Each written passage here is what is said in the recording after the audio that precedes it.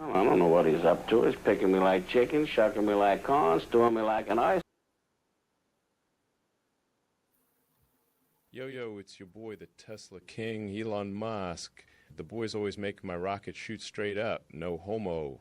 You bout to listen to the #1 JFK-related podcast on planet Mars. Now plug in your neural link for two numbnuts who aren't a waste of government spending, the BBB&JOEB.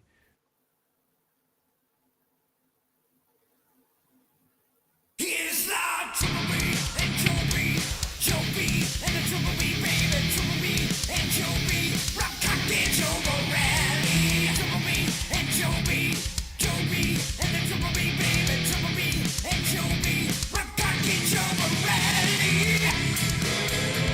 We're coming in, only seeking the truth about JFK. It's the Long Coming Podcast crew. Tell 'em, Joe, here we go. And here we go. That is correct, folks. What's up? It's your boy, the BBB and Joe B, here for episode number 331. Don't just stand there, Joe. Bust a move. Bust a move. Yes, that's my quirky title for the episode. Bust a move, but spelled differently. I like it. I like it. Yes, I'm extremely clever. Yeah. Sometimes. Yeah. I was really trying to be more clever than that, but nothing came to me. I mean, I was thinking, we could do something about busting a nut, busting a move. It's just, the last time we did something like that, we got demoned. Yep. Yeah. For talking about Oswald's discharge of epic proportions. But and as we did last week for showing the HL on video. Yes, thank you, Russian assholes, for somehow copywriting that video from 60 years ago. You rock. That we were talking over and commenting on. Yes, it was a visual CR. So, well, whatever. That is my fault. I will take responsibility, sir. Yeah, we'll just have to be a little more careful. But anyway, what's up, folks? Welcome in. It's the Friday night show. So we are going to be talking about Lee Harvey Oswald's bus adventures tonight. He has quite a lot of them, actually, different periods in his life. But before we do, let's welcome in some folks, and I've got something to say to one of them. Okay. Let's see. Scott is in the house. What's up, Scott? Paul Cummings. Hey, Paul. You, sir. I got a note from James Day, a previous guest. He said he remembered that you may have wanted his email address or vice versa. If that's the case, shoot me an email, Paul, at the Lone Gunman Podcast at gmail.com. He said he'd be more than happy to talk to you. Okay. And I'll forward your email on to him, or his email onto you, or whatever, whatever. The optoeconomist is in the house. Hey. Yes, they did. They all had cow catchers on the front. We call those dinner catchers. Trey is in the house. Trey. Looking forward to some Australian babe talk. Easy. Down boy. Bungled is in the house. What is up, Bungled? Hello. South to west. Bungled, south to west. Yes, let's effing go. We're going. Big Mike is in the house. Hey, Mike. Oh, where'd he go? Hit that like button. That's right. Thanks, Mike. Smash the like button, folks. Everyone on the bus. Yep, everybody is on the Lone Gunman short bus. which is something else I was going to do for part of the graphic. I was going to get a short bus and put our logos all over it. Or you could have put our faces like in different seats. Yeah. There's a commission exhibit of the inside of the bus that Oswald allegedly boarded and got off, and we could have made a good graphic out of that. Next time, Maybe a bus hitting you on your scooter, launching you into. hey, I never know. You never know. Never know. Let's see. What's up, See No Evil? Move 7. David S. Yeah. And Paula Jane, one of our Buddy Lee. What's up, Lee? Hell Comes to Play, The Bloody Benders. Fantastic book. Check it out on Amazon.com if you have not yet. David S. What's up? It's in the house. Paula Jane. Hi, Paula. Paula. Welcome, And welcome. And Zendar 61. Good evening. Yes. Hello, Zendar. Zendar. I'm sure more will straggle in. Of course. Straggle Of course. Some others So- might be lurking. That's okay too. If you Yeah, need that's some okay. guys, yeah. Don't be shy. Yeah, Hey, just Dean. oh, hey, Dean. How are you? Rob, just to update everyone, on Wednesday, on our usual members-only show, and usually a preview of Friday's episode, we were not sure what we wanted to do, but we noticed there was a lot of discussion a couple episodes ago on Lee Harvey Oswald and his Dallas bus adventures and some of the Claims by Judy Baker on the Secret Wednesday show. conflicting evidence that goes with a lot of his bus things, and you can go from Dallas to Mexico City, there and back. And I know you're going to cover New Orleans first, so we thought that would be a good topic. So we decided that yesterday. Yeah, so all right, let's kick it off in New Orleans, Joe. Yeah. So Judith Ray Baker made this claim, right, where her and Lee Harvey Oswald would ride the bus, catch the bus together. Now, one thing I did not have when I was looking at this is where, and somebody might know in the chat, I don't know. If you do, put it in there and we can look it up real quick. But where was Judy Baker living in New Orleans when she was working at Riley Coffee Company? Because, Joe, I have a little map, and I was thinking to myself, okay, well, this place, Riley Coffee Company, right, is kind of on Magazine Street. Sometimes you see it with the Magazine Street address. The other times it's Pedroias. Mm-hmm. And it may be on the corner. It might be one of those like Lafayette and Camp situations. I don't know. Where it has two different addresses. But I was thinking to myself, okay, well, if they're both on Magazine Street, well, why would Lee Harvey Oswald need to ride a bus to work? You'd figure he'd be pretty close. You know what I'm saying? Mm-hmm. So I pulled up a map, Joe, and it's actually a little further than I thought. Magazine Street must be long as hell. Okay? Because looking on the Google map, of course, this is present day, right? By bus, it would take you 27 minutes from Lee Harvey Oswald's house, or the little apartment he was renting at 4905 Magazine Street, to the Riley Foods Company. And it would take an hour and 20 minutes to walk there each way. Yeah. That's a hike. Yeah. That is a freaking hike. Yeah, and maybe it wasn't as long in 63, but close maybe. Maybe it might have been longer because there might have been fewer roads back in 63. I don't know. But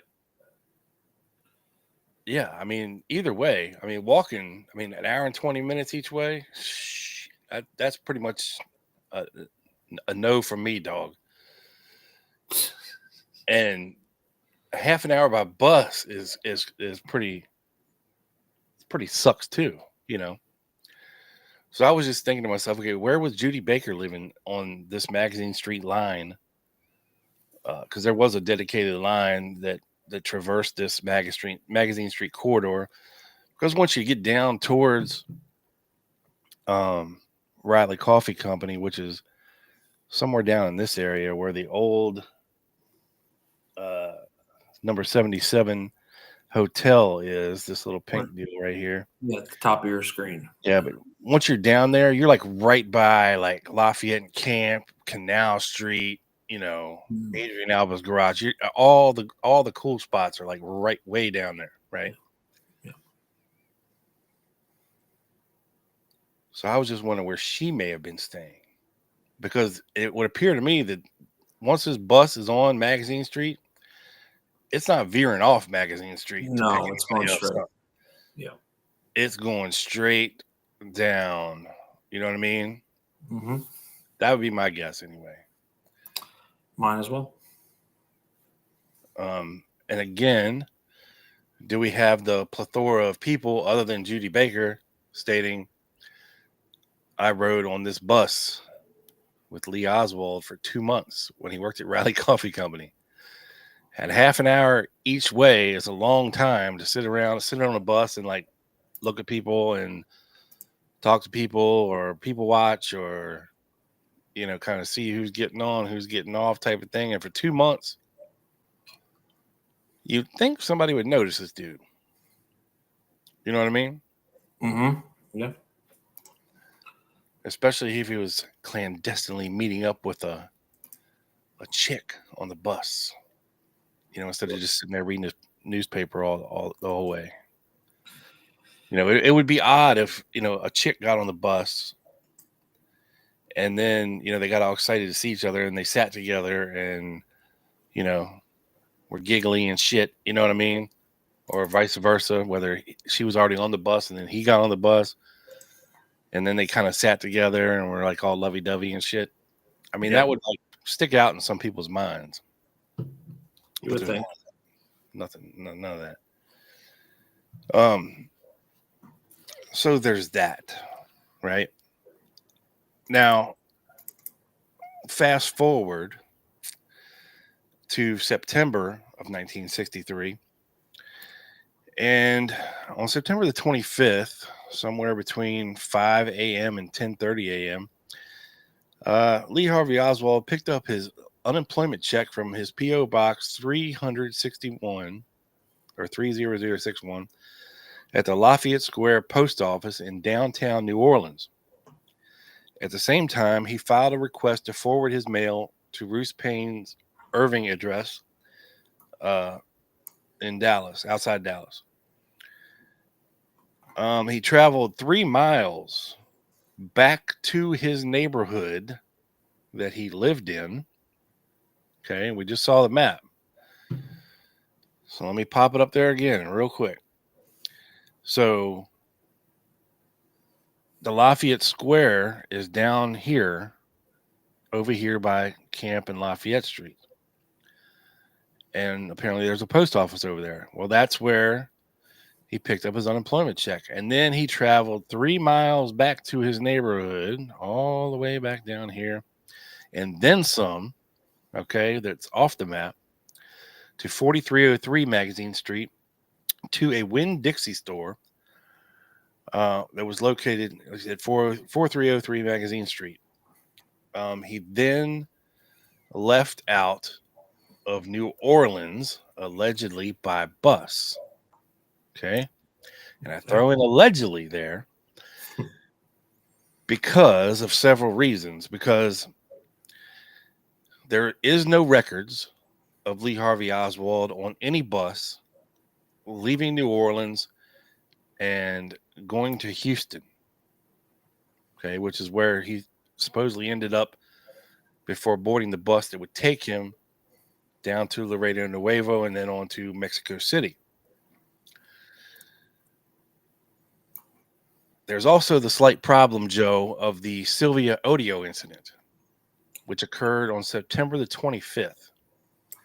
Now, September the 26th, that morning, is allegedly when Lee Harvey Oswald boarded a bus in Houston to go to Laredo Nuevo, and then across the border and on to Mexico City.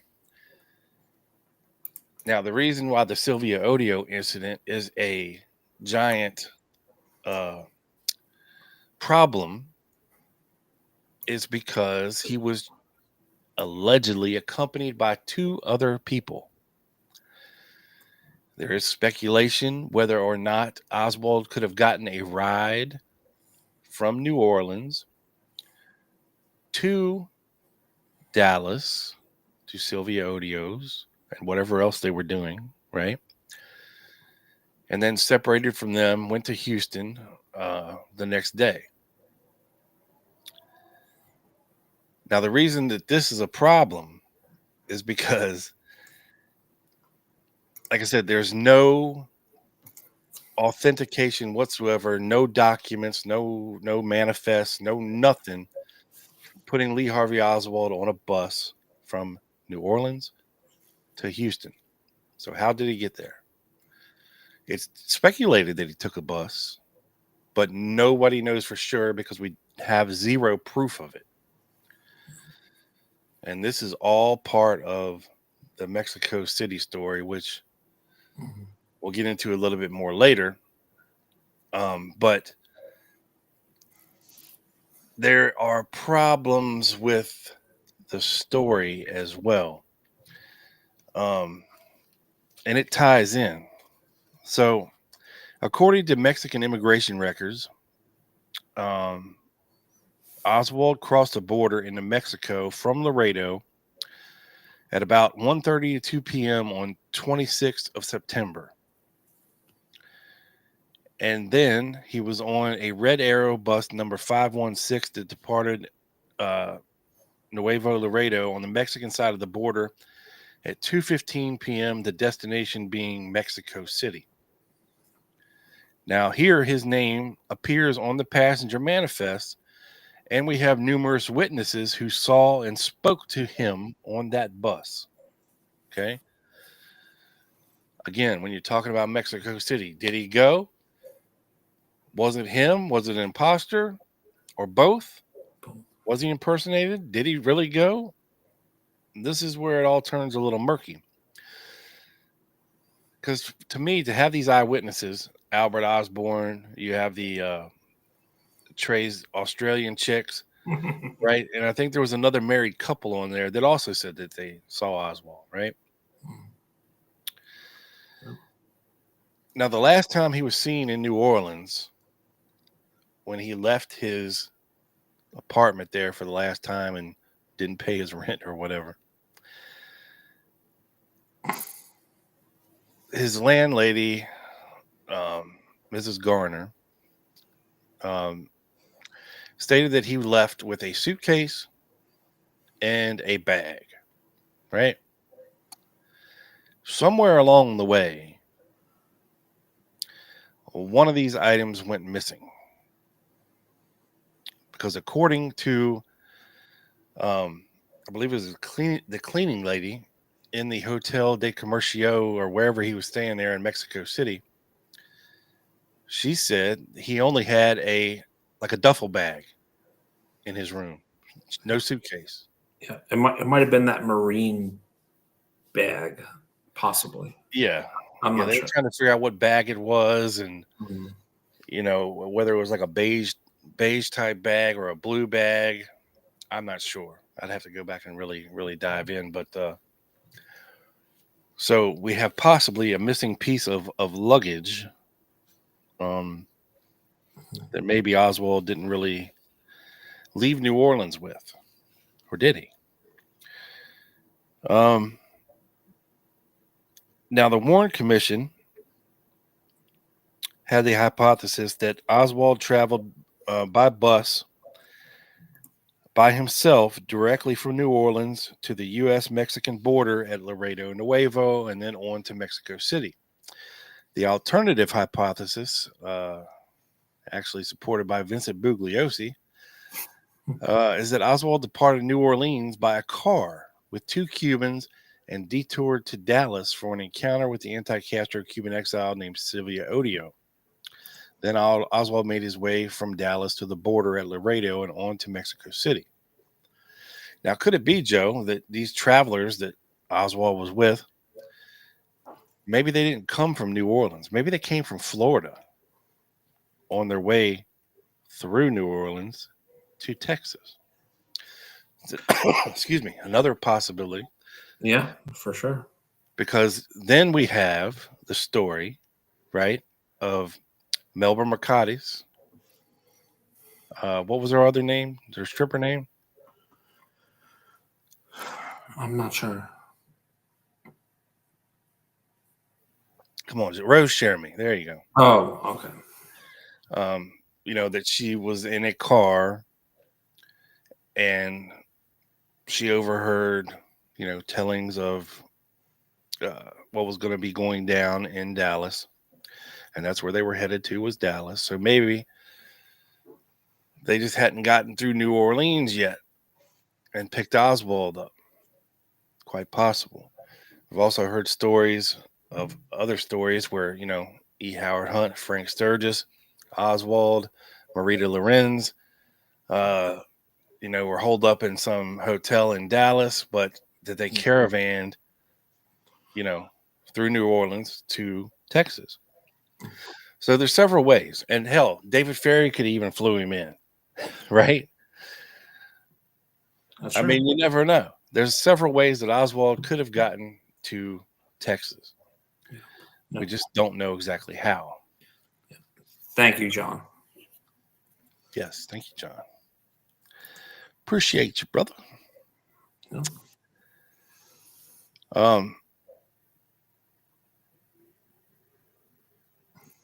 So why would Oswald pick up his unemployment check downtown, then travel 3 miles back to a Winn-Dixie near his house, and then travel back downtown to catch a bus? Why not cash the check downtown as he had done before, Joe, at where?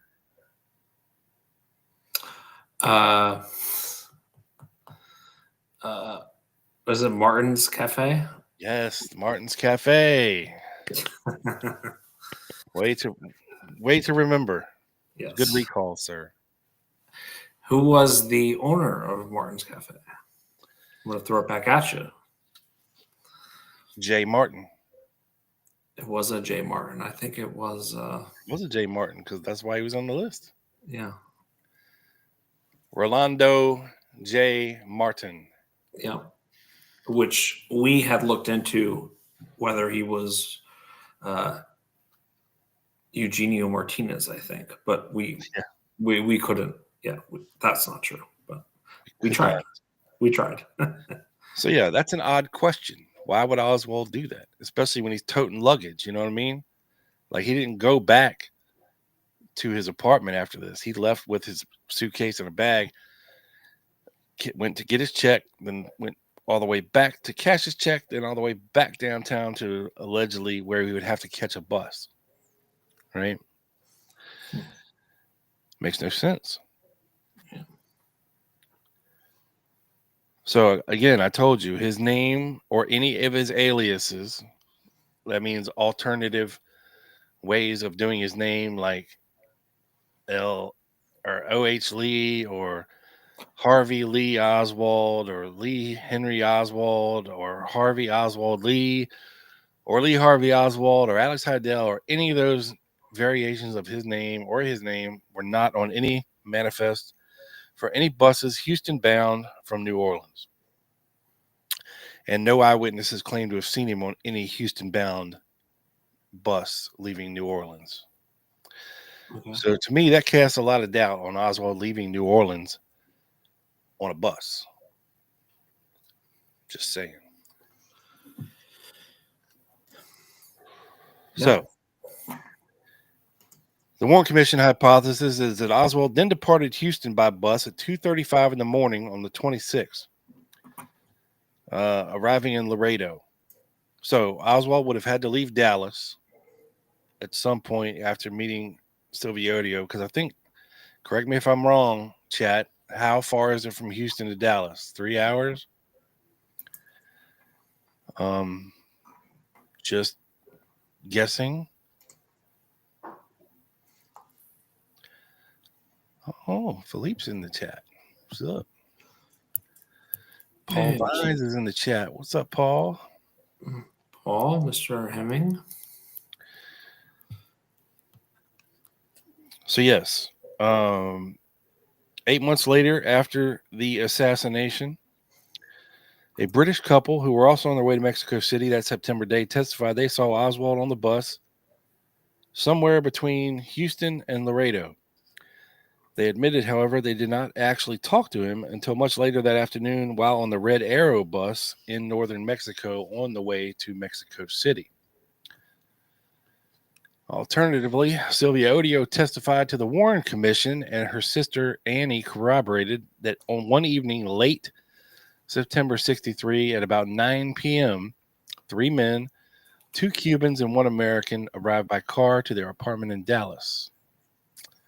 The taller of the 2 Cubans was the driver and called himself Leopoldo, and the shorter of the 2 called himself Angelo. Speaking in Spanish directly to Odio, Leopoldo introduced the American as Leon Oswald, a former Marine.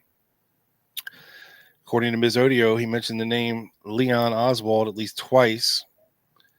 Leopoldo said that they had just arrived from New Orleans and would be traveling on to Mexico. So if they were at her house at 9 p.m.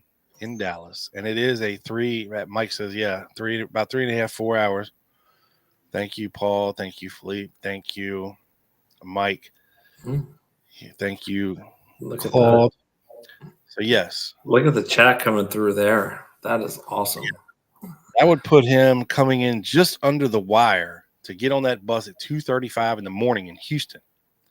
So they must have, that means if they arrived at Odio's at 9 p.m., they would probably stay there, a little while, maybe a half hour or so. They would have had to drive pretty much directly straight on to Houston to make sure that Oswald got on this bus, if this is Oswald and the company of these guys.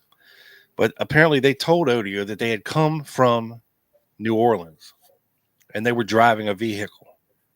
Okay. So this is the alternative theory to a New Orleans Houston bus ride.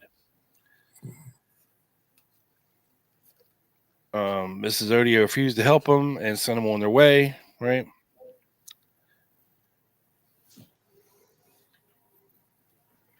So let's move on a little bit. Thank you, Perpetual Concepts. You are yeah. the man. Rover, wanderer, nomad, vagabond, call Lee what you will. Yes, that is the Jones Mellons theory that Angelo was Angel Margado, who later changed his name to Kennedy. Yeah.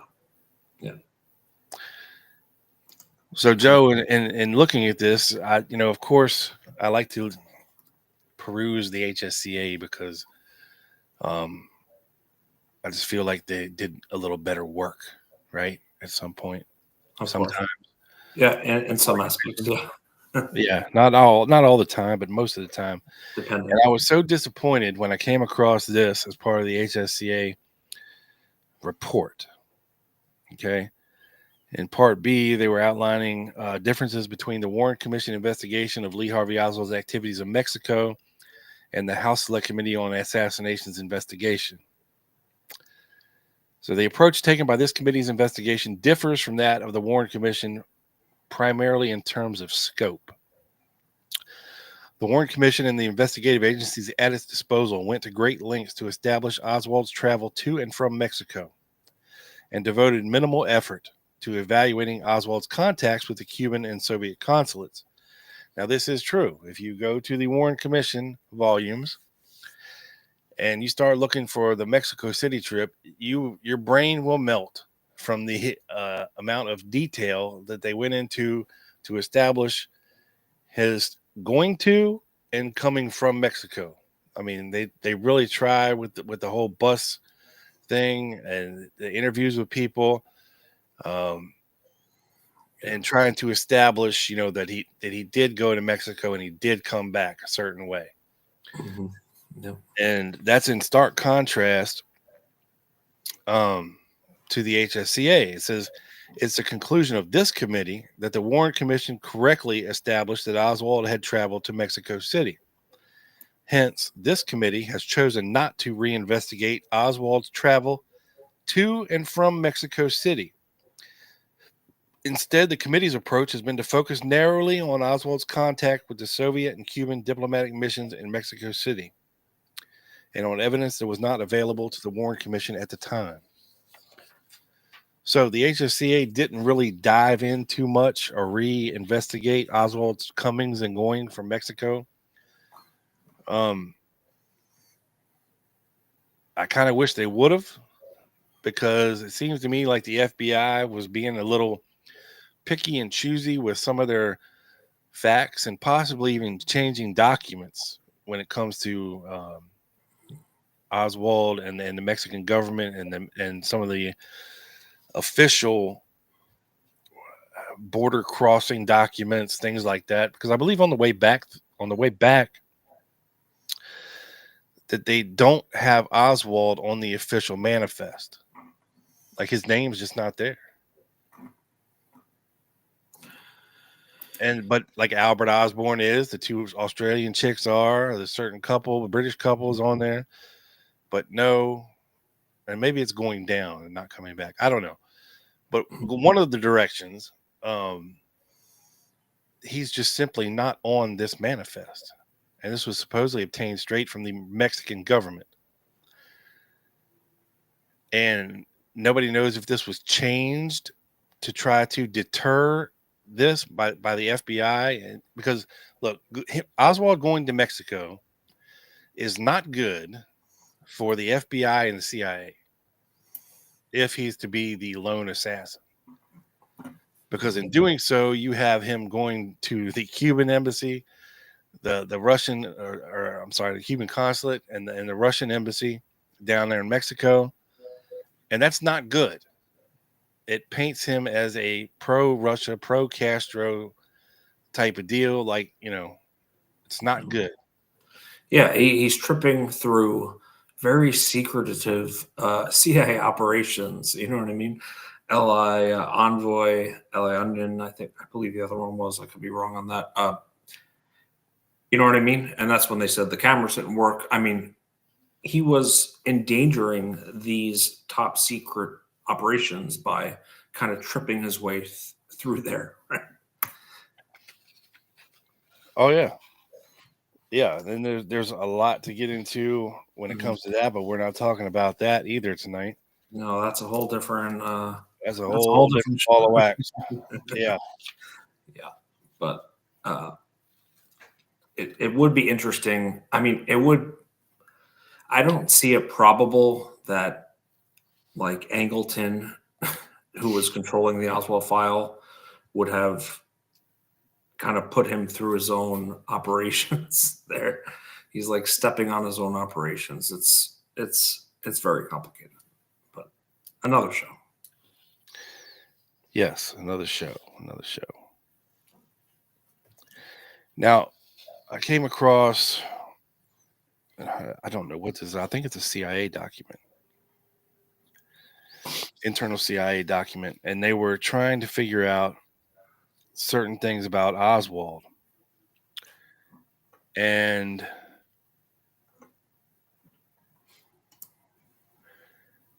they talk about even the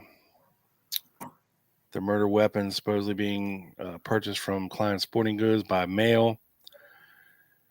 Blah, blah, blah, blah, blah. Subject was arrested, New Orleans, 8/9/63, charged with disturbing the peace, passing out pro-Cuban literature, and Fair Play for Cuba Committee, A.J. Heidel, yada, yada, yada.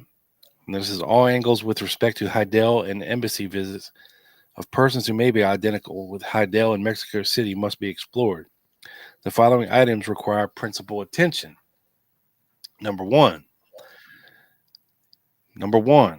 check Mexican border for passage into Mexico under the subject's name and all aliases. Number two, keep in mind a letter, no additional information is known by the writer concerning this letter, dated November 1863, wherein Heidel indicated he recently met Commissar Costa at the Soviet embassy and stated in the letter he would like to renew his visa. Number 3, have CIA Mexico look at the photo of Oswald to see if he may be an employee of the Cuban embassy in Mexico City and a messenger, and prepare for possible identification with other embassy employees. Number 4, have CIA Mexico City review available photographs from more than one photograph of visits of subject or Heidel of more than one time at the Cuban and Soviet embassies. Also check to determine the dates Heidel and Oswald were in Mexico City. It is important to have the CIA identify Oswald as a visitor to either embassy. Check all hotel registrations for Oswald under true name and aliases. So this is an FBI document, not CIA. And here's why. Mr. Belmont indicated it was the most important to exhibit the photograph of the person entering the Soviet establishments in Mexico City to the subject's wife to see her reaction. Okay. Now, we all know they didn't have any photos of Oswald going to or from any of these embassies, except the quote unidentified man picture. Yeah. It's clearly not Oswald. If they had them, we would have seen them. Yeah. Is my belief. Yeah. So on the 26th November, Lee Harvey Oswald arrives in Nuevo Laredo, Tamaulipas, Mexico, between 1330 and 1400. That is military time for 1:30 and 2 o'clock p.m. From Nuevo Laredo, he traveled to Mexico City aboard the bus number 516 off the Flecha Roja bus line, which left Nuevo Laredo at 14:15. That would be 2:15 p.m. According to the Warren Commission report, page 733, Commission Exhibit 2463, page 10. According to the records of the Flecha Roja bus line, bus number 516 arrived at the Flecha Roja bus terminal, Giros Ferrocarrileros 45, Mexico City at 1000. That's 1000, right? Yeah, 10 a.m. on September 27th, 1963. Within an hour of his arrival in Mexico City, Joe, Oswald registered at the Hotel del Comercio on Cali Bernardino Saghagen 19. Say that 12 times fast. Located 4 blocks from the bus terminal. Oswald remained in Mexico City until the early morning of October 2nd, 1963. Apparently, on both September 30th and October 1st, Oswald went to the Agencia de Viejas, transports Chihuahuans Paseo de la Reforma 52 to arrange for travel accommodations from Mexico City back to Dallas. According to the records of the Agencia de Viejas, reservation and purchase order number 14618 was issued to Transports del Norte bus line in the name of Mr. H.O. Lee. That would be Harvey Oswald Lee. So he's using an alias for travel from Mexico City to Laredo, Texas. Mm-hmm. At the bottom of this printed order, the date was indicated to be 30 September 1963. The records revealed further that a Greyhound International Exchange order number 43599 for presentation to the Greyhound agent in Laredo had been issued to a Mr. H.O. Lee. Okay, Mr. Harvey Oswald Lee. Again with the alias on October 1st, 1963, for travel from Laredo, Texas to Dallas, Texas. H.O. Lee paid a total of 253.75 pesos. At the time, that would have been about $20.30 in cash. On October the 1st, Oswald paid his hotel bill through the night. The next morning, Oswald took a taxi to Transportes del Norte bus terminal to board bus 332, scheduled to leave at 8:30 a.m. for Nuevo Laredo. At about 1:35 on October the 3rd, Oswald crossed the international bridge from Nuevo Laredo into Texas. He traveled from Laredo to Dallas on Greyhound bus number 1265, leaving Laredo at 3 in the morning and arriving in Dallas at about 2:20 the same day, 2:20 p.m. Until October 1st, 63, the Mexico City station knew nothing of the presence in Mexico City of Lee Harvey Oswald. Okay, we'll skip that and save that for another day. Okay. Because that's not about buses. That's about all the other fookery going on down in Mexico City, of which I didn't realize that there was so much, Joe. So much. There's so much.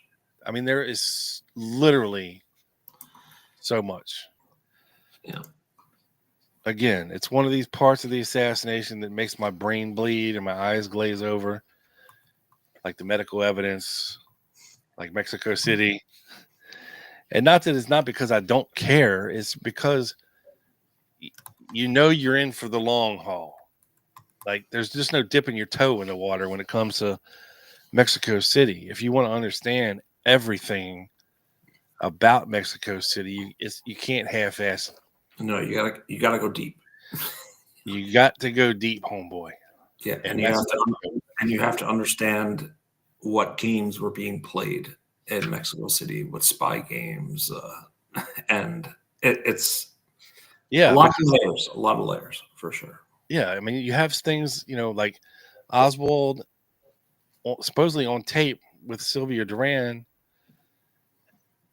and this allegedly happened on a Saturday when they weren't open. And then when they analyzed the tapes, they realized that it's not Oswald's voice, and it's not even Sylvia Duran's voice on the tape.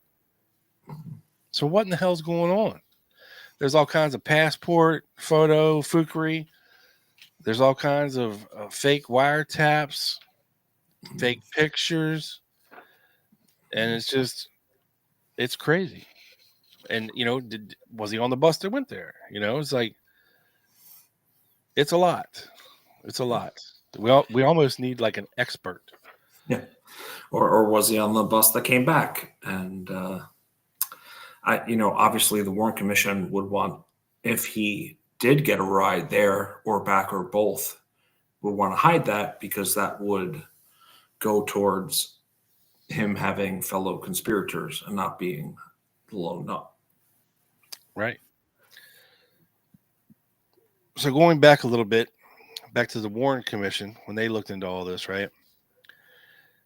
Of course, the junior lawyers, this was coming memorandum from March 25th, 1964, to Howard Willens from David Slauson, subject Oswald's trip to Mexico, outline and recommendations for further inquiries. So they first looked at his issuance of a passport. Now, I did notice that Paula said that he didn't need a passport to visit Mexico in 1963. Mm-hmm. And that may be accurate. I don't know. But he would have needed one to go to Cuba if that's what he was trying to do. So, and I do believe, and I should know this, that he did reapply for his passport and get it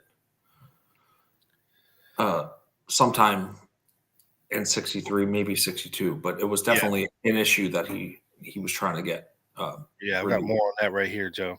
Wow, beautiful. So, according to Slauson, fact, a citizen of the United States need not have a passport in order to travel in Mexico for short periods of time. So, Paula, you were correct. Nice. Nevertheless, Oswald applied for a passport at the passport office in New Orleans on June 24th, 1963. And this would be while he's still working at Riley Coffee Company. Mm-hmm. His application states that he intended to stay abroad for from 3 months to a year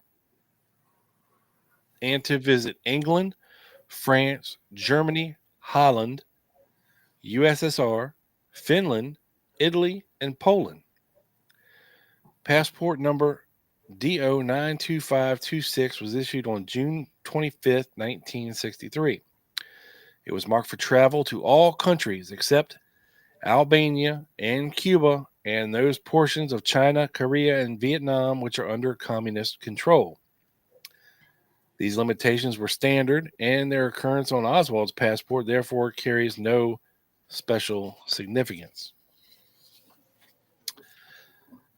Sometime during the trip, Oswald told the McFarlanes, I believe that's the British couple, right, that his purpose in going to Mexico was to evade the American travel ban on Cuba and to get to Cuba where he could meet his hero, Fidel Castro. Tickets from Nuevo Laredo to Mexico City, at least if they are purchased from Continental Trailways in New Orleans, were $10 for a one-way trip. And that's from the border to Mexico City, right? Laredo's right on the border. Yeah. Yeah. And Nuevo Laredo is on the other side of the border. Yeah. Laredo. Mm-hmm. Yes. They did not find the cost of a round trip. Said is not known. Oswald arrived in Mexico City at about 10 a.m. on September 27th. The Fletcher Roja bus upon which Oswald was riding arrived in Mexico City on or about 10 a.m. on September 27th. As previously stated, our evidence is fairly firm that Oswald arrived at the bus station with one suitcase and a small zipper bag. So he arrived at the bus station, Joe, with his suitcase and a small zipper bag. Yet somehow, somewhere in between there, right, and the hotel, he did not have a suitcase, which is odd. Oswald was registered at the Hotel de Comercial. I'm not even going to try to say the road name again because fuck that. From September 27th through the night of October 1st.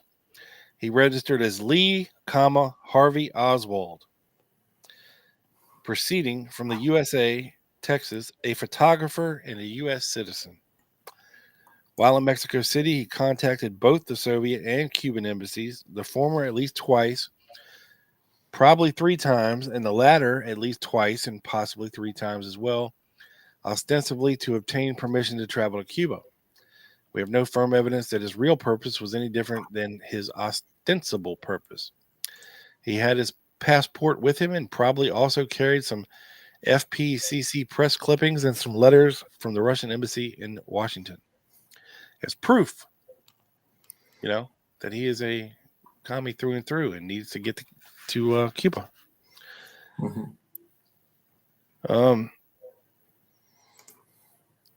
Now, this comma following Oswald's first name and the fact that he was posing as a photographer probably derived from the fact that this comma somehow slipped into his name when his tourist card was made out, and the tourist card also listed him as a photographer by occupation. Oswald paid his bill on October the 1st, the payment including the night of October 1st. No one remembers when he checked out, but presumably it was sometime during the morning or early afternoon of October 2nd.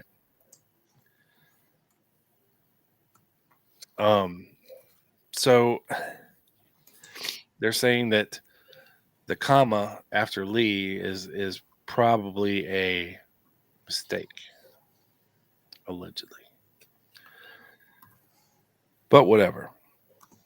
Oswald is listed as having stayed in room number 18 at the Hotel de Comercio. Rooms 18 through 23 occupy one floor. The hotel clerk, Mr. Garcia Luna, examined the registry book for the period of Oswald's stay and was able to identify 3 of the guests who occupied rooms on the same floor. During this period, he said he was able to identify these 3 because they frequently stopped at the hotel.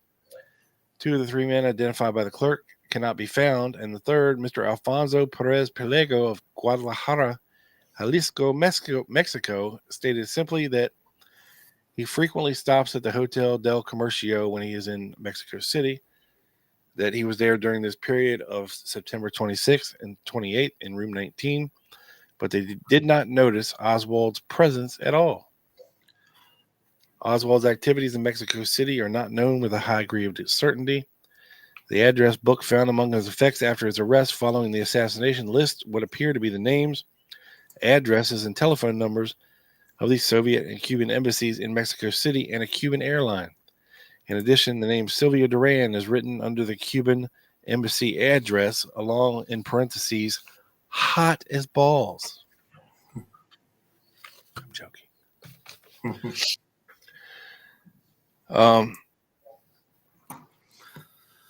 So there is that. All right, and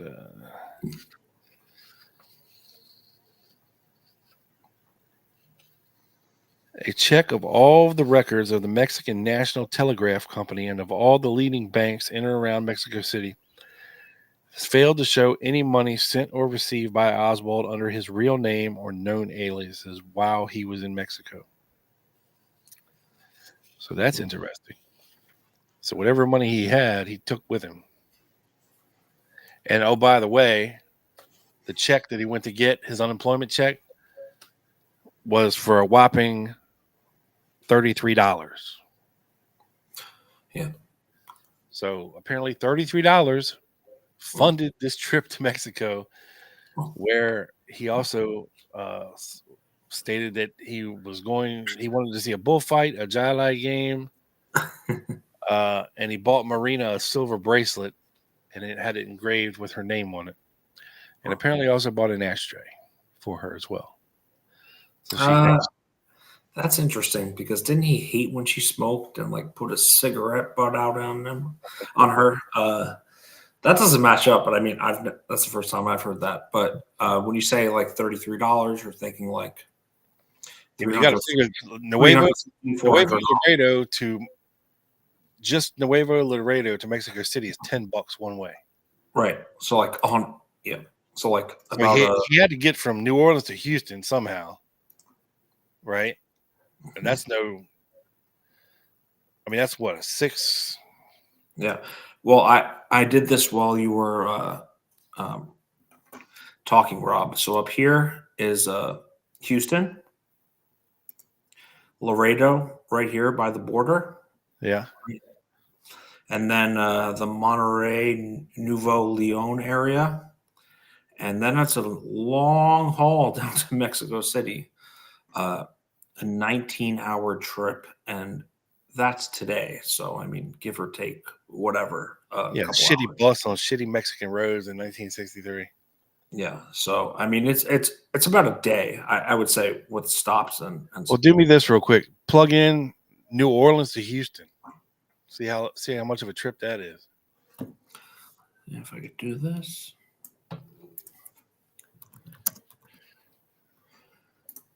Boom.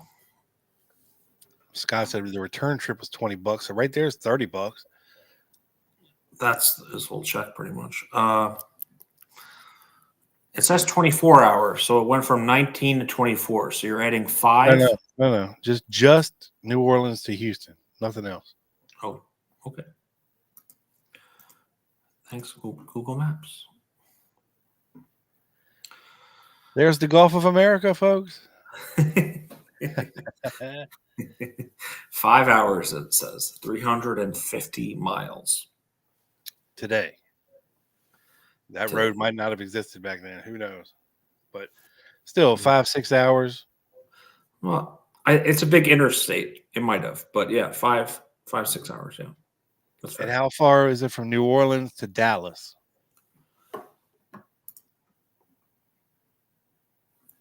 Like if you went to Odio's first. Okay, well, it would be a little detour north. Actually, big detour north, right? Yeah. Through, guess where? Shreveport. Yes, sir. You guessed it. 7 hours. That's a hell of a car ride. It's at least a 4-hour detour north and at least a 3-4 hour detour south. So, And if it was a bus ride, yeah. Well, if you, I mean, you got to figure it's stopping multiple places. well, I don't think it would have been a bus ride if he was with Leopoldo and Angela. Oh, right. I'm saying if you went straight to Houston, it would have been like 5 hours, but they probably would have been stopping at various places along the way because the Bus stops. Yeah. Bathroom breaks. Yeah. Smoke breaks at that time for sure. Yeah, for sure. It's a big detour. It is a big detour. Well, Ruth didn't take him, but Ruth took Marina. Yeah, the day before. And Ruth before. Yeah, they went back before to see some doctors, pregnancy doctors in Dallas, I believe. Yeah, Ruth was concerned. Ruth's gloved fingers. Ruth was concerned. That's for sure. So, let's see. Yeah, we're getting into the weeds with the consulate visits and the embassy visits, and we can save that for another day. Mm-hmm. We have to get the last time I had somebody on here to talk about Mexico City, like as an expert, I think it was Carmine, like 4 or 5 years ago. I think I remember that. Yeah. So that's basically buses from New Orleans to wherever, allegedly, and from Houston to Nuevo Laredo to Mexico City. And I'll let Joe handle the second part where we're coming back from Mexico City and then his Dallas bus adventures. Yep. So I only have a little bit on the way back because that's also a huge rabbit hole. But I have a bunch on Dallas that I'm going to get into. But Rob, if you can give me 30 seconds and just talk to the chat, I will be right back. Sorry. Okay, I will start the Jeopardy timer. Do do do do do do do do do do do do do do do do do do do. Do do do do do do do do do do. All right, let's see what we got here. Paula Trey says it took 7+ hours to get from New Orleans to Shreveport, just to Shreveport back then. Paula says there was no interstate between NOLA and Shreveport in 63. It was 6 hours of potholes and state highways. So, yeah, it sounded like that was a hell of a ride back then. And you got to also figure, man, these cars back then, I don't know how well equipped they were for long distance driving. You know what I'm saying? Like, it seems like these older cars had a lot of problems with overheating and battery problems, tire problems. Yeah, I don't know.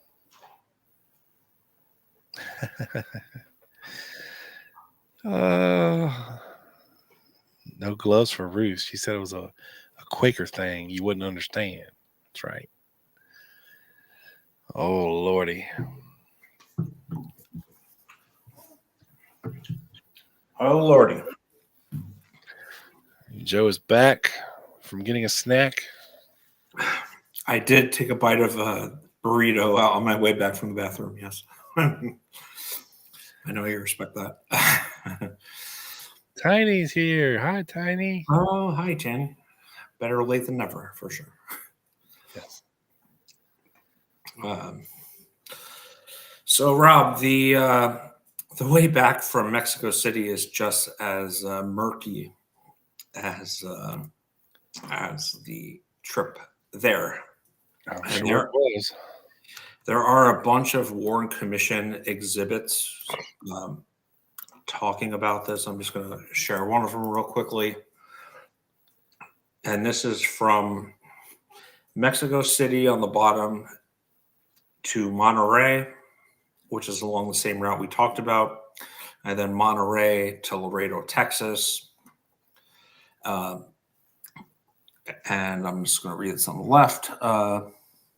Exhibit D is a 3-page manifest of Transportes Frontera bus company covering trip 2 for bus number 340 departing from Mexico City for Laredo, Texas on October 2nd, 1963. The results of the FBI laboratory examination of this manifest were reflected on page 52 of the report of Gemberling, dated January 7th, 64. With respect to the above described manifest, it should be noted that the seats, they go into the seats. We don't need to go over that. Although he had, they're talking about some guy on the bus, although he had no independent recollection concerning this particular trip, he presumed he had made the reservations for 2 friends who subsequently purchased their tickets and utilized the seats. It should also be noted that seat 4 is listed under the name of OSWLD. So not Oswald, OSWLD, almost like an abbreviation. With a distinction of Larad, which I think they mean Laredo, right? It's also an abbreviation. And that no ticket number is listed. Shocker. Extensive investigation at the offices of the Transportes Frontera bus company in Monterey on December 10th, 63 resulted in the location there of all tickets whose numbers are listed on the bus passenger list. It was pointed out then that the ticket numbers prefixed, and there's this whole thing of like ticket numbers and bus times and all this crazy drama. But what is really interesting is a State Department memo. I believe it's INS, Rob. Oh, hold on. And this is dated November 23rd, 1963.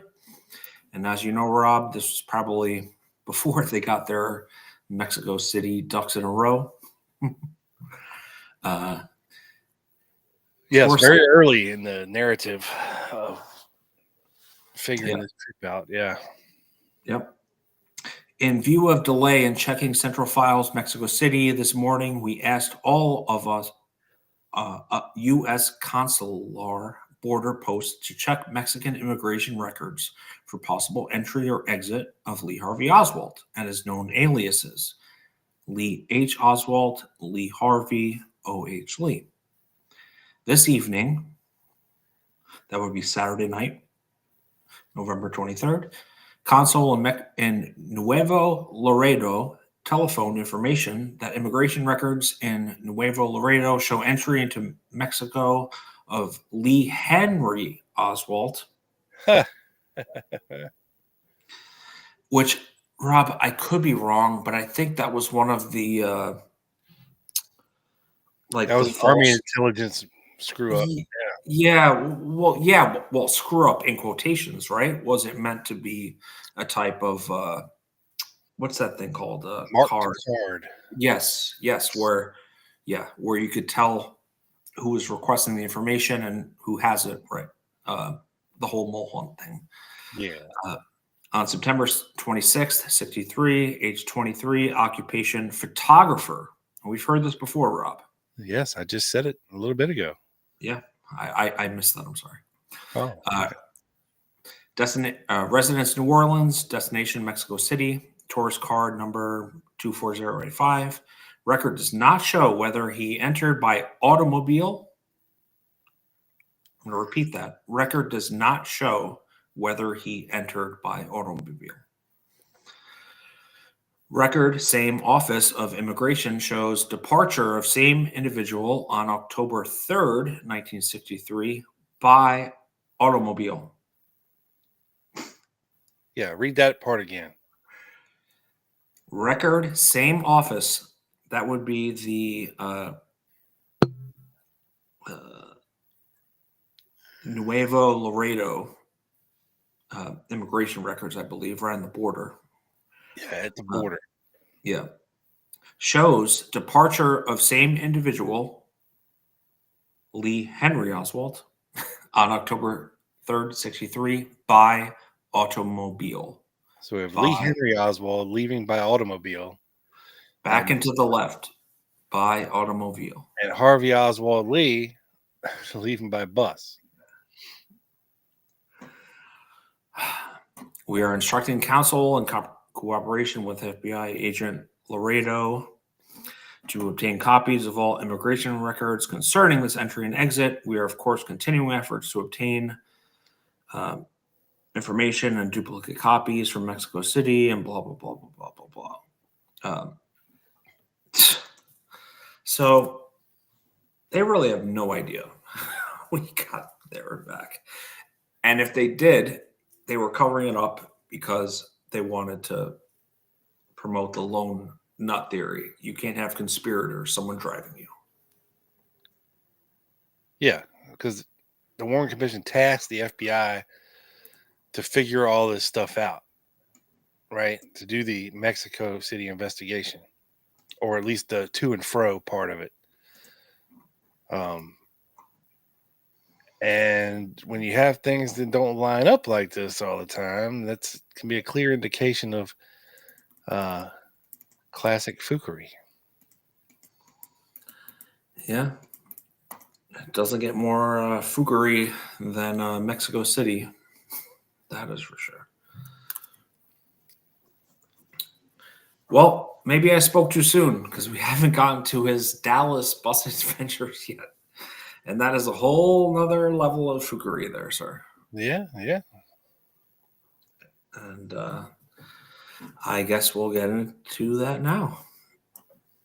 And there's a bunch more exhibits on like the passenger manifest lists on his bus home and things like that, but it would have been redundant. So I don't think we need to go over that. Yeah, all I know is that on one of those passenger manifest lists, Lee Harvey Oswald was not on it.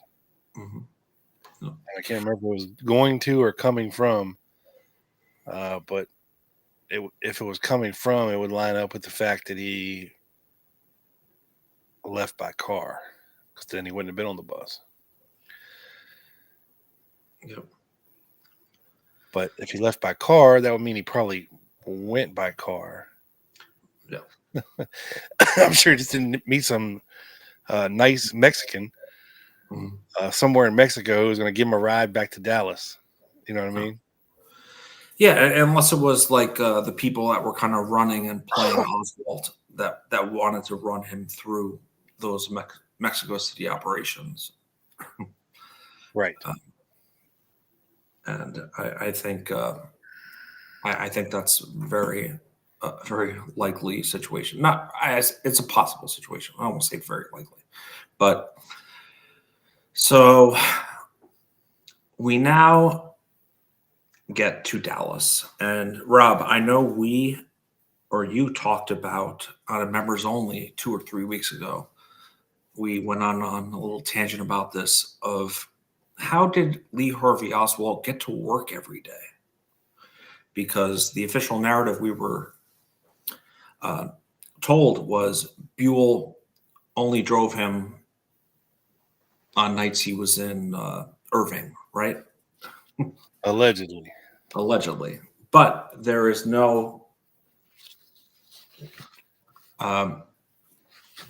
there's no evidence of any bus rides to work from his house in Beckley, or like we'll see from a couple other places that he stayed.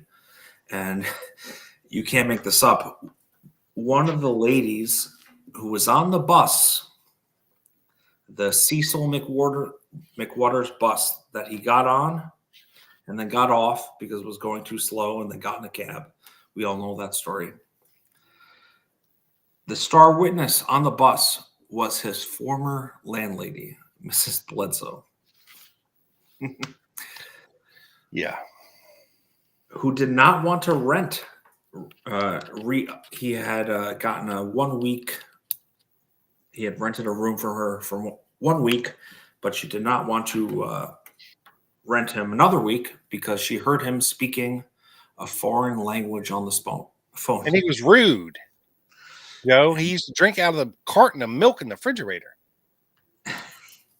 Well, I mean, I can see how people will think Lee is rude, but he kind of just kept to himself. But I think it was the language that really, according to her, was the reason. That stay is memorialized in a fake police report. Which one? There was a fake police report out there. It's one of those too good to be true documents, right? Where allegedly Mrs. Bledsoe had called the police to report a fight between Lee Harvey Oswald and Jack Ruby at her house, where they got into a fight and like broke furniture and shit. But it was turned out to be a clever, very clever, falsified document. Huh. I did not come across that, but maybe that's for the better. Maybe. Maybe. I'll see if I can find it real quick while you. Sure. Yeah, I'm going to start with Mr. Cecil McWaters, the bus driver here, who was driving the Marsalis bus west on Elm Street, who allegedly picked up Lee Harvey Oswald. And then 2 blocks later, Lee Harvey Oswald got impatient, allegedly, and wanted to get off the bus, asked for a transfer ticket, which was later found in his possessions by the DPD, allegedly, and then got in a cab and then went back to Beckley, of course, going a few blocks past the boarding house, blah, blah, blah. But we're going to stick to the bus right here. So Cecil McWaters was the bus driver. And as we always do, Rob, we start with the same day testimony or affidavit. And this is from the DPD archives. He was brought in at about 6:30-ish and gave the statement, and then later picked out Lee Harvey Oswald in a lineup. But we will get to that in a second, I promise. McWaters states, today, November 22nd, 1963, about 12:40 p.m., I was driving Marsalis bus number 1213. I picked up a man on the lower end of Elm and lower end of town on Elm around Houston. I went out on Marsalis and picked up a woman. I asked her if she knew the president had been shot, and she thought I was kidding. I told her if she did not believe me to ask the man behind her that he had told me the president was shot in the temple. This man was grinning and never did say anything. The woman said that if it was not a grinning matter, right? It's not funny. I don't remember where I let this man off. This man looks like the number 2 man I saw in the lineup tonight. And the transfer that was found in Oswald's wallet, number 004459, is the transfer from the bus with my punch mark. So, Rob, everyone had, all the bus drivers had like a different unique punch mark. So they could punch a ticket and you could tell like it was from this route. So when you transferred, whatever. So the punch mark was confirmed to be Waters' punch mark. But as everything in this case, it is not that simple because... Oh, no. No. So one of the good things, Rob, to do, and you and I obviously have learned this, is to not just search for documents in one place, right? Like Mary Farrell is an amazing resource, my number 1 go-to. But I like to go to the DPD archives and see what they have. Because as you know, we found a very interesting James Herbert Martin document that was handwritten on the DPD archives, a very interesting inscription. But if you look at that document on Mary Farrell, it is not on there. Right. So I went to the DPD archives today to find Cecil McWater's handwritten affidavit, not the typed one. Okay. Yeah. And look at this in the middle. I don't remember where I let this man off. That's where the typed thing ends. But crossed out here is, but I believe I let him off at Marsalis. Crossed out. Isn't that beautiful? I mean, to us nerds, it's beautiful. But so, Well, explain why. Because earlier in his testimony, he claims he picked the man up first. Yes. And then picked up Bledsoe at Marsalis. So if he let the man off at Marsalis, then there would have been no interaction between Bledsoe and Oswald. Yeah, but allegedly Oswald got off after 2 blocks. And the interesting thing is he is on Elm Street, right? So he walks 7 blocks to the bus and gets on and allegedly bangs on the door of the bus. Right. Gets on. The bus is heading back towards the school book depository. Yeah. It gets stuck in traffic and he gets off 2 blocks later and then goes to the Greyhound station, catches the cab. You know, we all know this. And when you think about, I mean, I can imagine Oswald was panicking at that time and he didn't have an escape plan because he didn't know what was going down. Right. So that makes sense to me. But the whole, you know, letting the old lady go and get the first cab before him. But I'm just going to go a little long here. The DPD officer, C.N. Doherty, this is the officer's report. We met Mr. McWaters and carried him to the detail room at 6:30 p.m. McWaters made identification of Oswald as number 2 man in the 4-man lineup. McWaters gave me an affidavit in the homicide office and identified the transfer that he had given Oswald positively. So he's confirming that what they found in Oswald's wallet was from his kind of, you know, clicker thing. But friend of the show, Gil Jesus, has done a lot of work on this, research on this, sir. And these are the 3 gentlemen that were in the lineup with Oswald that McWaters was picking out from. And he actually made what Oswald looked like. Right. He's wearing a ratty ass white t-shirt. His face is all bruised up. Yep. Yeah, there you go. Yeah, no, he made this, and this is from gil-jesus.com. This might be lineup, not Oswald's escape, but it's all linked. You have W.E. Perry, 34 years old, wearing a brown sports jacket. Richard L. Clark, blonde hair, wearing a red vest. And these were both detectives, okay? Yeah. And then you have this guy who's like an orderly, like a clerk, Don Abels, wearing a gray knit sweater.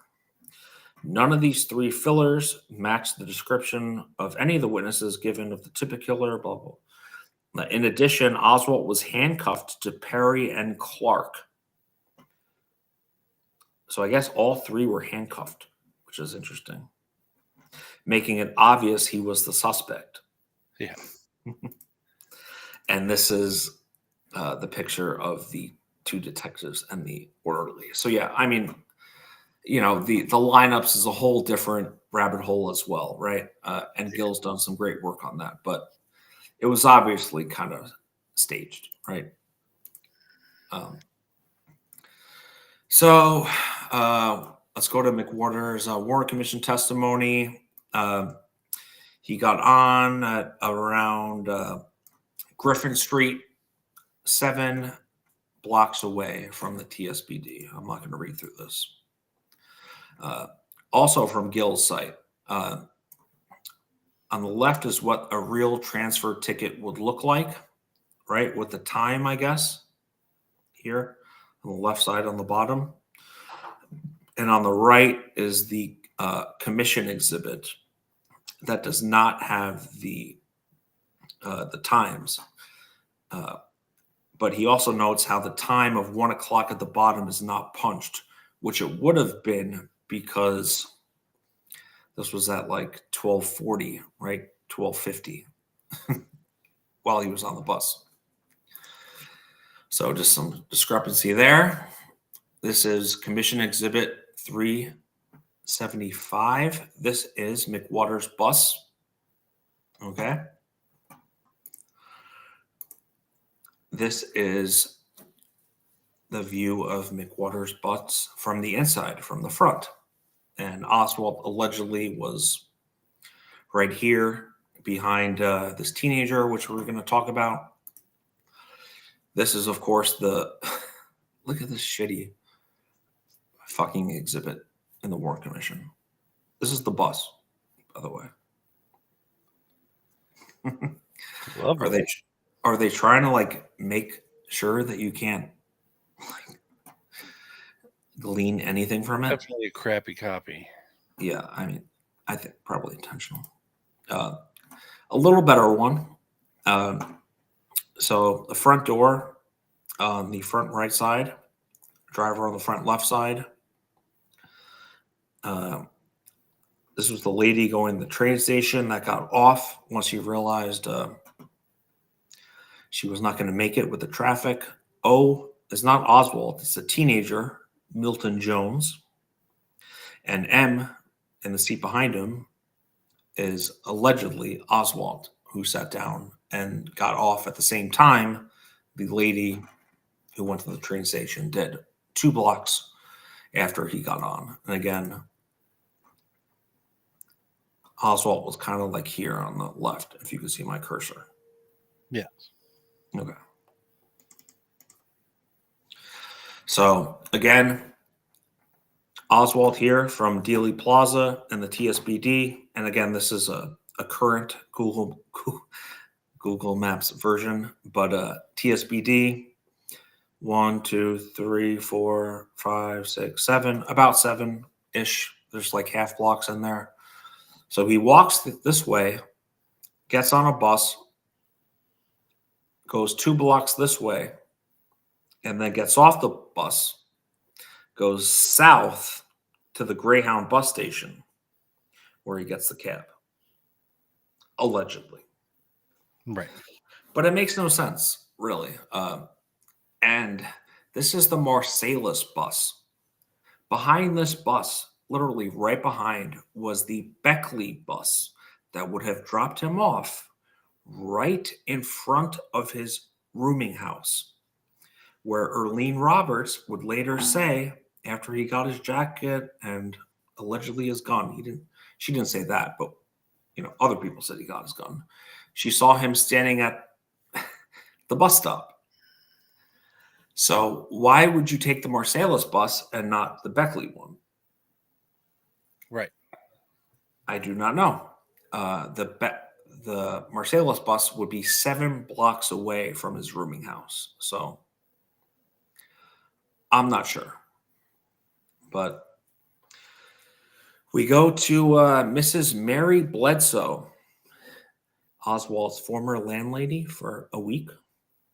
Yes. And this is a November 23rd affidavit, the day after Saturday. Maybe he forgot he wasn't staying at Marsalis anymore. He was at Beckley. Never know. Last Friday, November 22nd, I went downtown. Or maybe it was a little after. I went downtown to see the president. I stood on Main Street, just across the street from T-Chase, until the parade passed by. Then I walked over to Elm and caught a bus to go home. The bus traveled to West and Elm Street to about Murphy Street and made a stop. And that is when I saw Lee Oswald get on the bus. The traffic was heavy and it took quite some time to travel 2 or 3 blocks. During that time, someone made the statement that the president had been shot. And while the bus was stopped due to the heavy traffic. Oswald got off the bus and I didn't see him again. I know this man was Lee Oswald because he lived in my home. October 7th, 63 to October 14th, 1963. Interesting. This would be a good time, Joe, to introduce the fake police report from Mary Bledsoe. I found it. Okay, great. Yeah, sure. Let's get that off the screen. Let's take a look at it. Okay. Okay, here we go. Now, for those like me who can't see, I'll read it to you. But this is it. It looks like a legitimate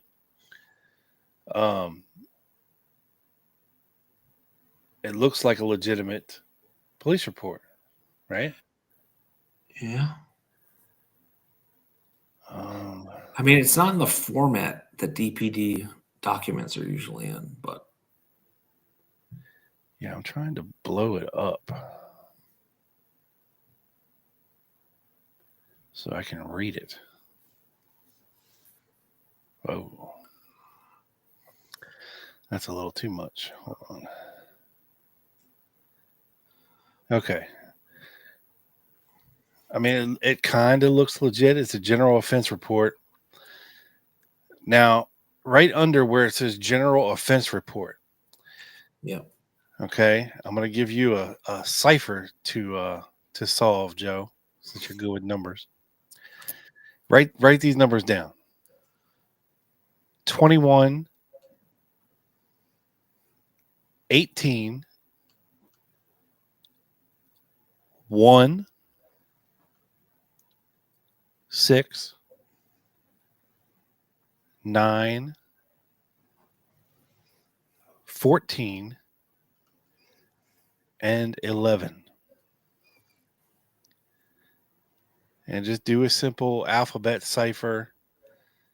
You know, like the 21st letter of the alphabet will be 21. Write that letter down. Ooh. And so forth and so on. Okay. Okay, hold on. And I'll come back to you while you do that. Okay. Okay. So this is the general offense report. The complainant, Mary E. Bledsoe. The offense as reported, disturbing the peace at 621 North Marcellus Street. Date of offense, 10/11/63 on Thursday. So this would have been while Oswald was staying there from the 7th to the 14th. So this allegedly occurred at 11:30 p.m. on October 11th. The responding officer was J.C. White. Okay.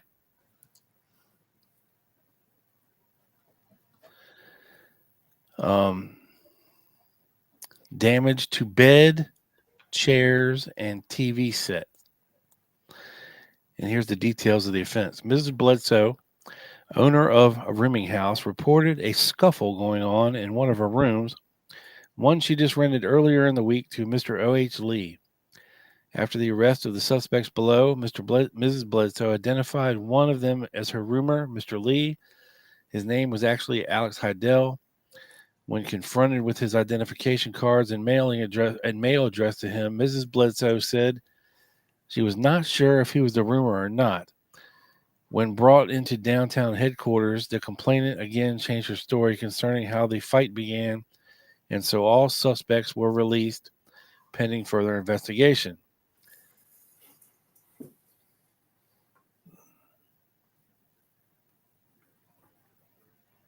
Now, hang on, let me zoom in on that. Okay. Suspect's name, address.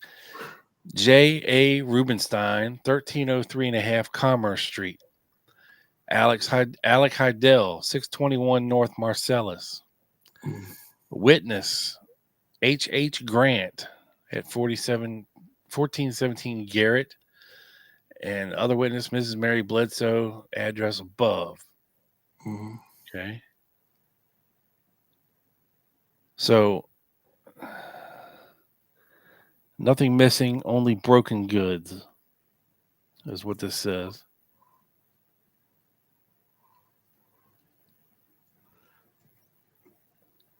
Above suspect's release, pending investigation. White Hargis disturbing the peace 10-12-63. Right, blah blah blah blah blah. Now, Joe. Yeah. On this offense report, they have listed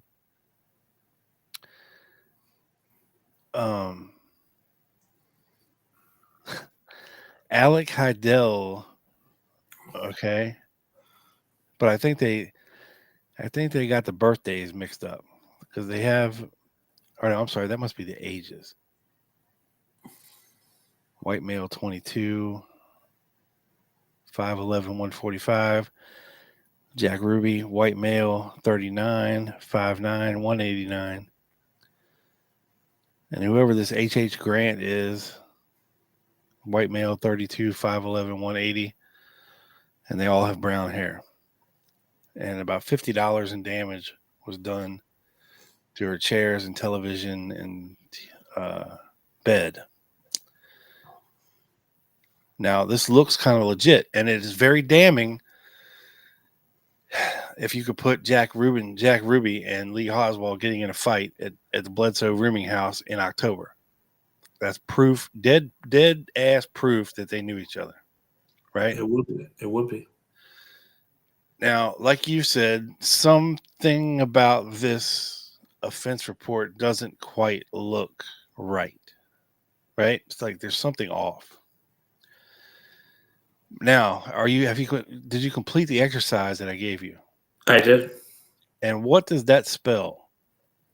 It spells U-R. Yes. A-F. Yeah. I-N-K. You are a fink. Yeah. Yeah. What's a fink? Let the audience know. A fink? I Yeah. think that's an old-timey derogatory comment. Let's get the legitimate. Okay. A fink, derogatory, informal, an unpleasant or contemptible person. Right? But it's typed right under where it says offense report. Mm-hmm. Yeah. Yeah, it's You too. are a fink. I mean, Alec Heidel, J.A. Rubenstein on the same document. It does seem a little too good to be true. And I actually have another thing that I'm going to get into with Bledsoe's testimony that will give what name Lee gave when he did rent the room from her. Yeah. And this is in the Warren report. And I will just let you know it is not an alias, which is really interesting.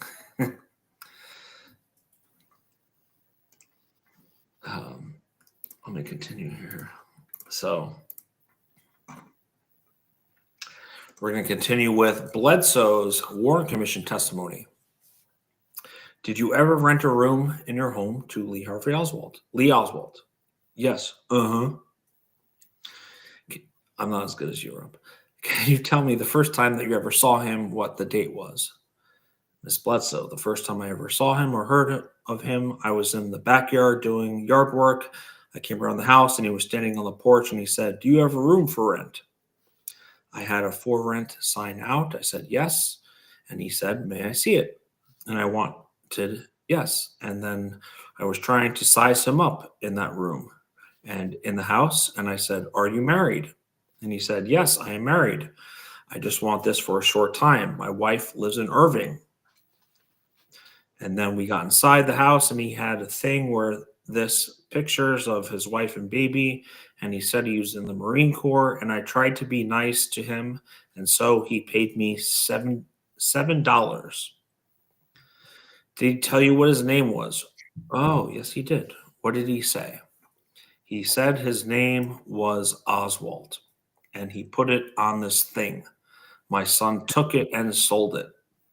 This is hilarious, Rob. You're going to laugh at this. You said he put it on this thing, Mr. Ball says. Joseph Ball, sorry. This right here. Do you want to do a Southern accent? You're doing fine. What is this thing, Mr. Ball says in quotations? Calendar. Well, Miss Dowett, which was Mrs. Bledsoe's lawyer, which I think is the same way the tip guy, Matt Dowett, is spelled. Matt Douthit's great grandmother. Is it? No, I have no idea. I mean, I wouldn't be shocked. He's from Dallas. I mean, Right? I would not be, honestly, bro, I would, like, that's how we got to this case. I would not be shocked. But anyways, this lady was Bledsoe's lawyer. Why don't you pull up your chair and be comfortable while you're doing this? The lawyer says to Miss Bledsoe, Mr. Ball, now why? Now you have a calendar here. Bledsoe, yes, this is my calendar. That's a calendar for December 63, and I noticed it has dates and names. And is that the way you keep your books on your rooms? Yes, but I don't now. I did then because I had just started. The first one I got was in September. September 63, Mr. Ball asked. Uh-huh. He put his name on the calendar, talking about Oswald. Well, got it in September. He got it. My son sold it for $5. And I don't even know that he tore that out. Mr. Ball, now let me see here in this calendar. It runs from January 63 to December of 63, but October, that must be off. But October of 63 has been torn out. Uh-huh. And he said his name was Lee Oswald, was what his name was. And I said, well, I can't think of that name, Oswald. I will call him Lee. So interesting here that he's not giving an alias to Mrs. Bledsoe, according to her. Right? No O.H. Lee, no. No Alec Heidel. Yeah, no O.L. whatever. Which, of course, contradicts that document, Rob, right? Going back to what you showed. I'm sorry. Yeah. But, yeah, he says he was using the O.H. Lee alias, which he was not, according to Mrs. Bledsoe. Do you know what kind of transportation he had? And I'm kind of jumping around here. No, I guess I didn't pay any attention to him. Did you ever see him drive up in a car? No, always took a bus. Adventures in busing. How do you know that? Well, I saw one time he stopped over there across the street and get the bus. That is the only time I didn't. I didn't watch what he did. Of course, I had no idea he was the kind of man he was. But he said, and I want my room cleaned and clean sheets put on the bed. And I said, well, I will after you move because you were going to move. He said, why? I says, because I'm not going to rent you the room no more. Mr. Ball, not going to what? I feel like she had a deep accent here. Miss Bledsoe, not going to rent you the room no more. He said, give me back my money, $2, which is like $20.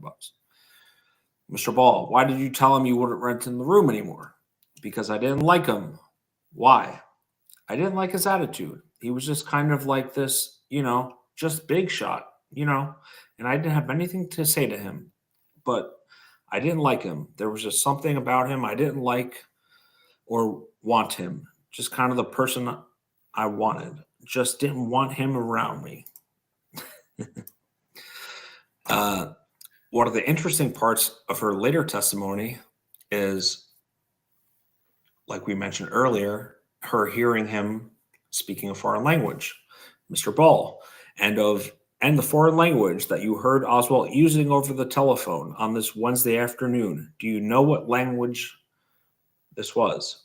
No, I didn't. Are you familiar with the Spanish language? No, I am not. Miss Bledsoe says. I'm not familiar with any of them. All you know, it was not English. Yes. But you can't tell what language it was. Miss Bledsoe, no. Can you make a guess?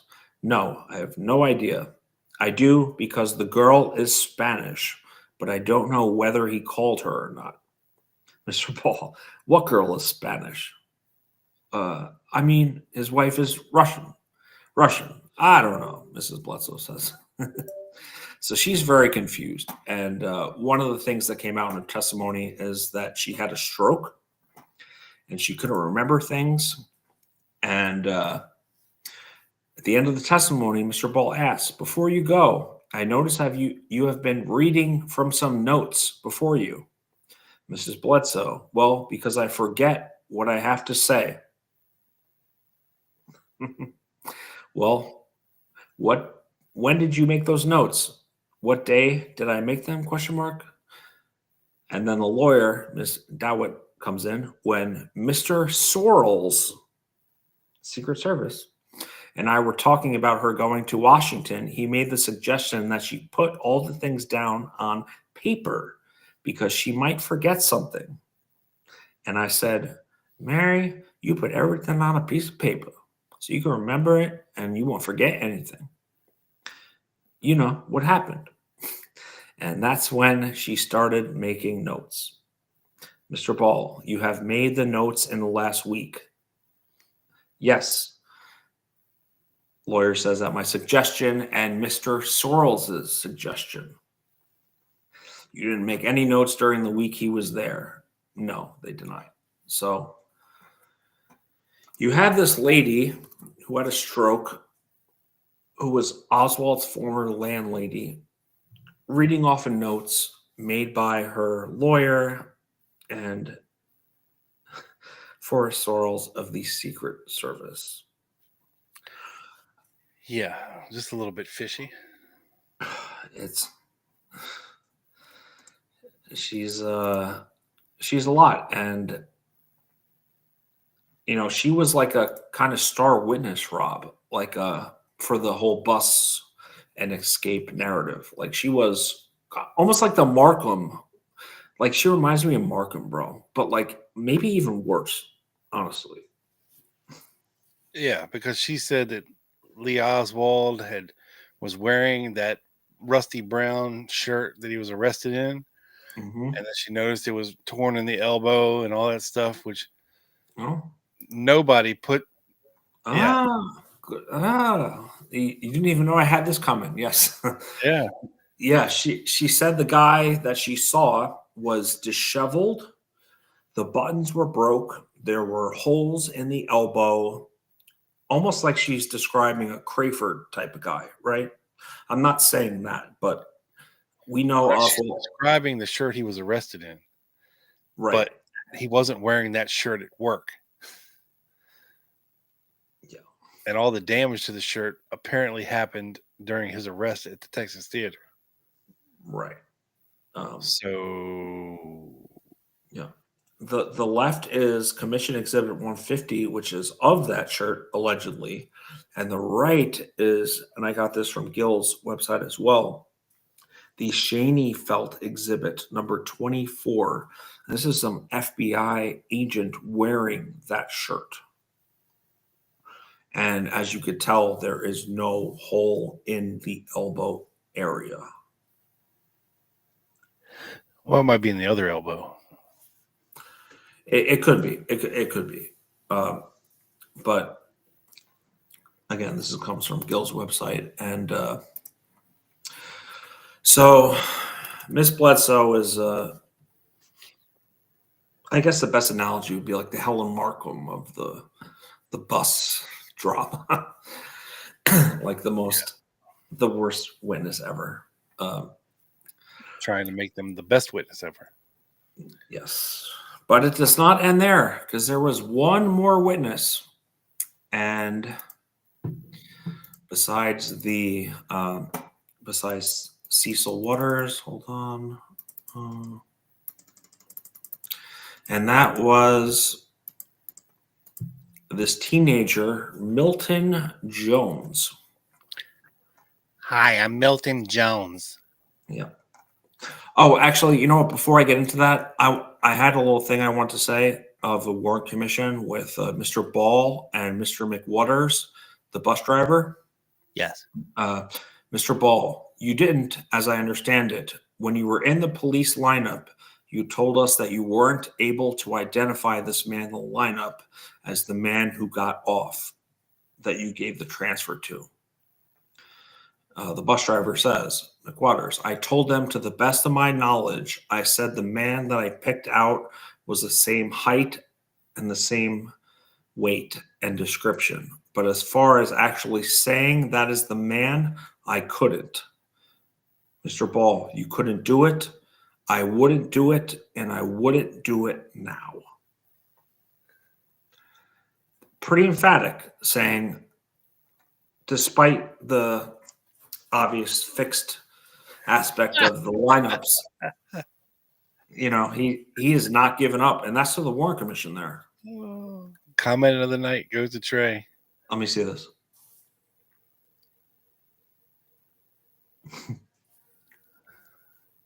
Allegedly, folks.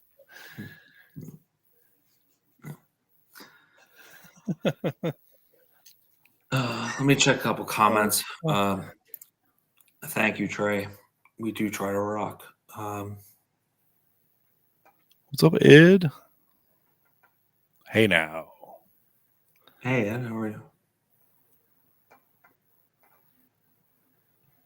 Any relation to Milton? I used it often. No, Milton was his first name, so I don't think so. Opto. So, all right, let's get into this teenager here who was the other witness on the bus. So it was the bus driver who admittedly said, I can't identify him. I was driving the bus. Like, I don't know what's going on, type of thing. And to his credit, I think, you know, might have kind of fought off some opposition to make him identify him as Oswald. So credit to McWatters there. So the only other known witness to have seen this incident was a teenager named Milton Jones. Jones was a part-time student attending the morning classes at Frazier Technical High School. In the afternoon, he worked at Buddy's Supermarket at 10th and Jefferson Street. That's right, I'm a beggar. He got up at school at about 11:45 each morning, walked to the bus stop at the Majestic Theater, and caught the Marsalis bus. On 22nd of November, he took a seat near the front door. It was the first front-facing seat opposite the driver. Thus, he was situated practically in the middle of where the alleged Oswald incident was to take place. On March 30th, 1964, 3 days before Ms. Bledsoe was to testify to the Warren Commission, the FBI sent agents to the home of Milton Jones in order to clarify some issues raised by the bus driver. An examination of the 4-page report reveals that Jones' statements line up with McWatters on 2 important points. The man was indeed wearing a jacket, and number 2, the man sat near the front of the bus in a seat immediately behind Jones. At 12:36, the bus left the intersection of St. Paul and Elm, going west on Elm Street towards the TSBD. Its route took it through town and then into the suburb of Oak Cliff via Marsalis Avenue. Behind it was another bus also bound for Oak Cliff, the Beckley Avenue bus, which we talked about. Traffic was fairly smooth for several blocks, but as the Marsalis bus crossed Field Street, the traffic started to back up. The next street was Griffin, and traffic had completely stopped at that point. The time was 12:40 p.m. While McWatters waited for the traffic to move again, he heard a man beating on the front of his bus. McWatters, the bus driver, let him in. He was a medium-sized man dressed in work clothes and wore a cloth jacket. After paying his fare, he sat behind the teenage boy, Milton Jones. Jones got a more careful look at the man than McWatters. He described him as a white male, 30 to 35 years old, 5 feet 11 inches, medium build, about 150 pounds.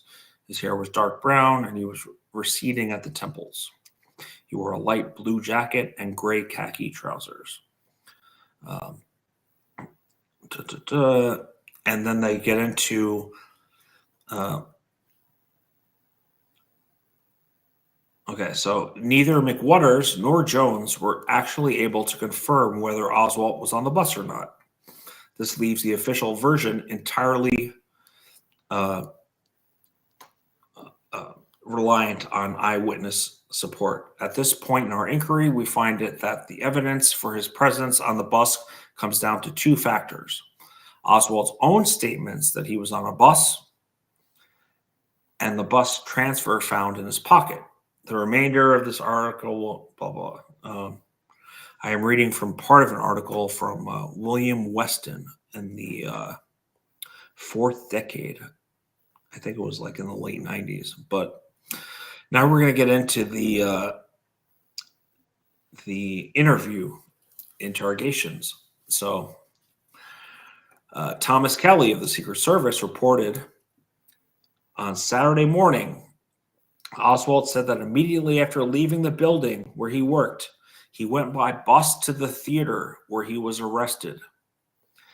That when he got on the bus, he secured a transfer and therefore transferred to other buses. James Bookout of the FBI also wrote a report on Saturday morning, November 23rd. Following his departure from the TSPD, Lee boarded a city bus to his residence and obtained transfer upon departure from the bus. He stated that at this time, officers took his transfer out of his pocket. And from Captain Fritz's report, during this interview, I talked to Oswald about his leaving the building, and he told me he left by bus and rode to a stop near home and walked to his house. At the time Oswald's arrest, he had a bus transfer in his pocket.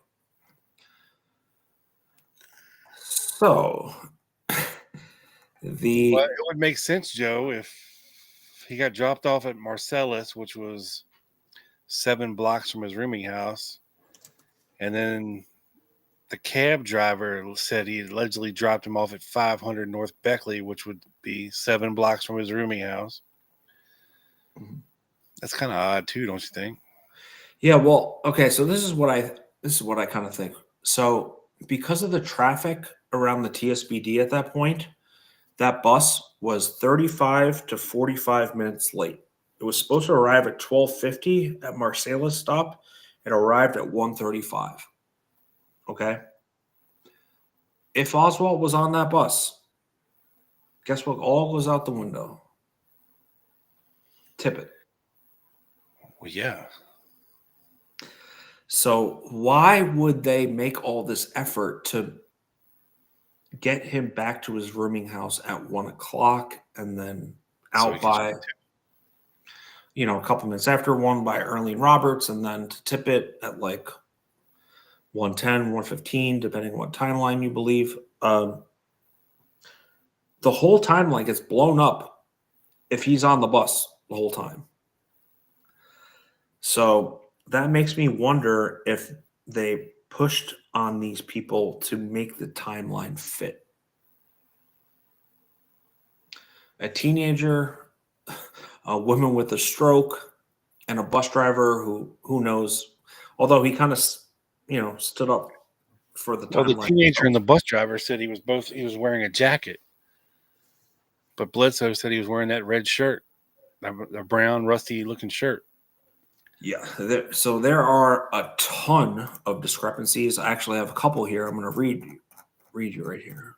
There are 6, or all right, I'm going to read a few. There are 6.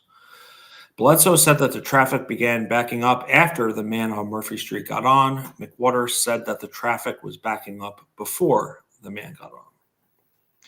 Bledsoe said that the man was not wearing a jacket. McWatters said that he was. Bledsoe said that the man took a seat in the rear of the bus. McWatters said that he took a seat near the front of the bus. Bledsoe said that the woman took a going to the train station, left before the news of the shooting was heard. McWater said that she left after the news was heard.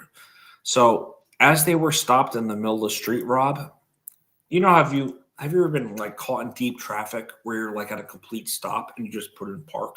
Because you're like, I don't want to like put my foot on the pedal anymore.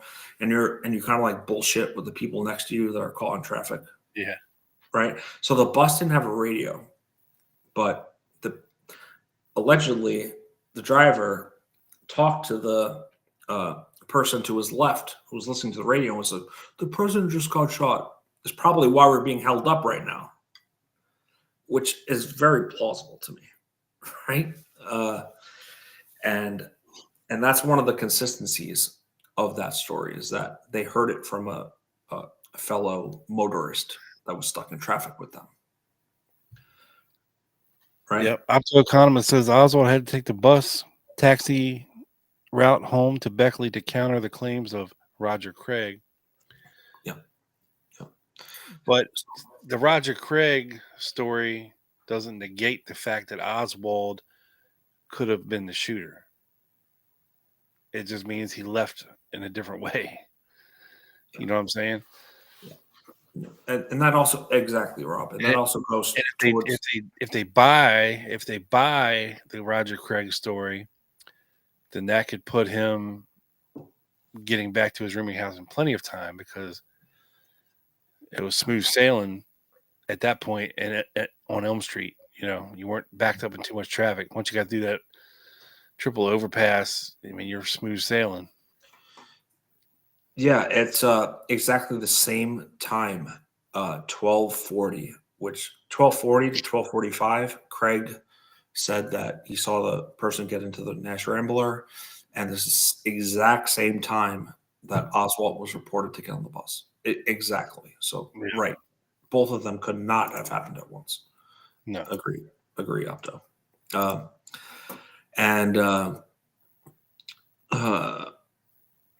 Let's see. So this is from the Warren Commission, Exhibit 2641. Not that anyone's keeping count here, but Jones is essentially saying he can't really identify Oswald.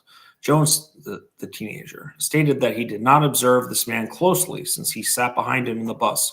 But on the following Monday, when he caught the bus going home from school, the same driver told him he thought this man might have been Lee Harvey Oswald. Jones said that after the driver mentioned this and from his recollection of Oswald's picture that appeared on television and the newspapers, he thought it was possible it could have been Oswald. It was possible it could have been Oswald. Far from a positive identification there. Yeah. So that's what I think Gil was saying in his article. It's like the bus driver couldn't say it was Oswald. This kid couldn't say it was Oswald, and this woman with a stroke couldn't say it was Oswald, despite the fact that she had hosted him for a week, right? Rented out her apartment, but it's all very, very shady and very murky. Yes, I mean everything with his whole bus adventures are extremely murky. Everything to Mexico City, back. Do I think Oswald was on the bus after looking into this for like 2 days specifically? I don't know, man. I don't know. It's hard. I think maybe like 30% chance, yes, that he was on there for a little while. But you have to imagine they're planting the transfer ticket. They're coercing all these things. I think it's probably a half truth, right? He might have been on for a second, and maybe the impatient Oswald got off really quickly. Because the name of the taxi driver changed from like Daryl Glick to William Wiley.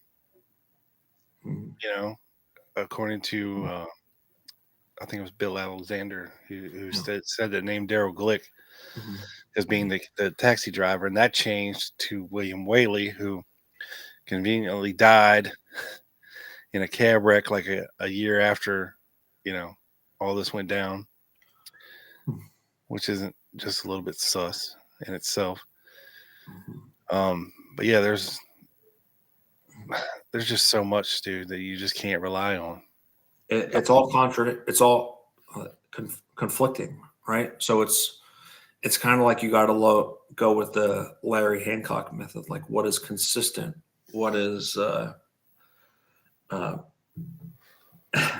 a lot. That's what. right. So, and why don't you go into really quickly, because we had a great conversation a couple weeks ago on Buell Frazier's. Picking him up. Did he pick him up every day? Did he not? Did he take the bus? If not, where are those witnesses? Did we go over that already? Am I an idiot? Well, yeah, but I can't remember if it was on a Wednesday night show or if it was on a Friday. No, it was on a Wednesday. I know it was on a Wednesday. So that's what I'm saying. Yeah. Well, again, I bring up the point, and the point is not baseless. I ran through the HSCA testimony of Harold Norman, Junior Jarman, Edward Shields, and Roy Lewis. Roy Lewis, yes. And all of them said that Oswald rode with Frazier all the time, every day. I even played the audio from Roy Lewis stating that he rode with him every day and that they parked right there in the back of the school depository, normally on Houston Street, right where it dead ended before you get to the railroad tracks, before it was opened up as the throughway. Wait, did he drop him off there or did he park there? He parked there, and they used to come in. He said they come in the back door together. Okay. Hold on. Let me see if I have this audio handy. I may not have taken it off here. Yeah, optoeconomist, I agree. He could not be seen getting help from an accomplice, right? So maybe was that the reason why they possibly made up this bus story and getting in a cab and that? Because if you're picked up from the TSBD, you're not a lone nut, all right? If Roger Craig is right, that's a conspiracy. So they seem to have gone out of their way to prove that he kind of got back there by himself. I agree. Shit, hold on. I'm looking. Hold on. Oh, sorry, Mike. I said Crozier and it's Crozier. So I mispronounced Dallas Street. Sorry, sir. How dare you? I know. Hey, I'm just glad I got Marcellus right. I'm not even sure I have it right.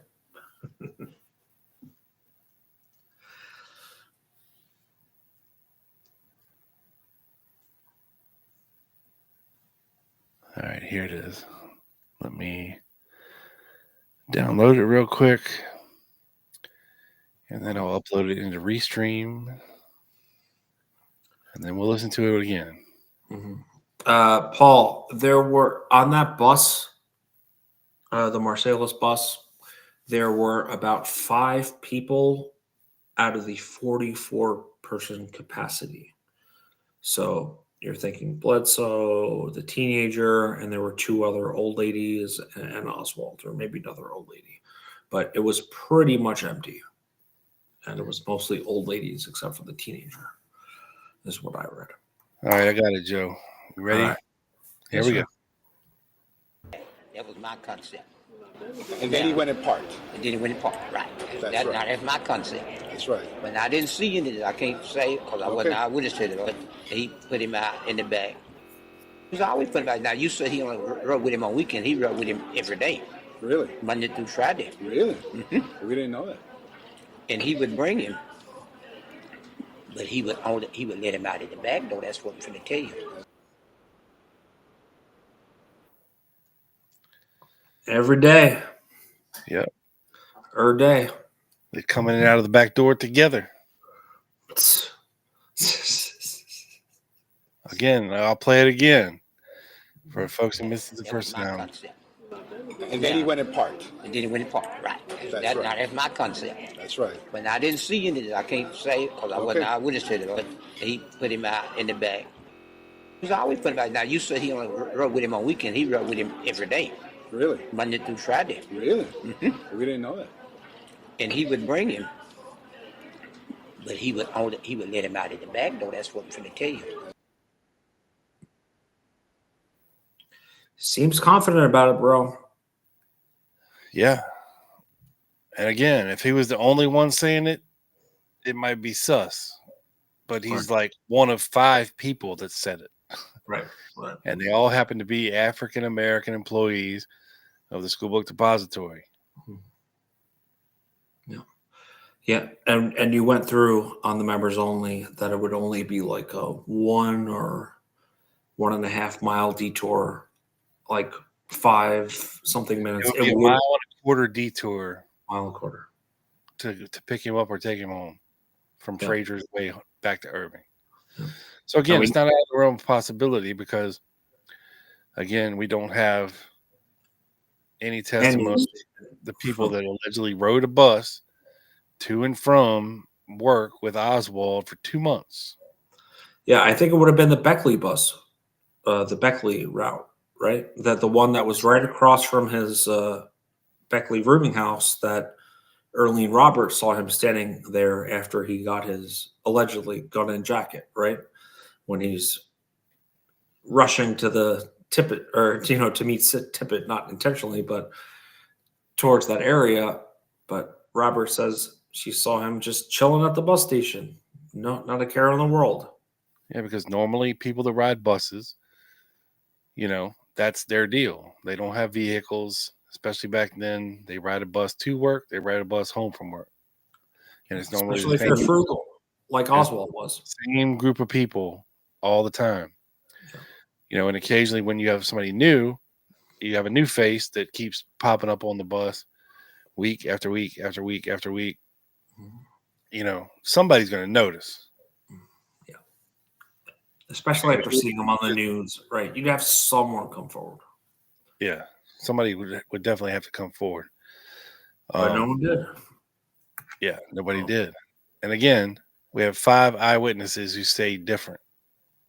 That Frazier brought him to work every day, which would imply that he took him home every day. And I highly doubt that he had Frazier pick him up or drop him off right in front of his rooming house. It was probably a couple blocks away because he probably wouldn't want Frazier to know exactly where he lived.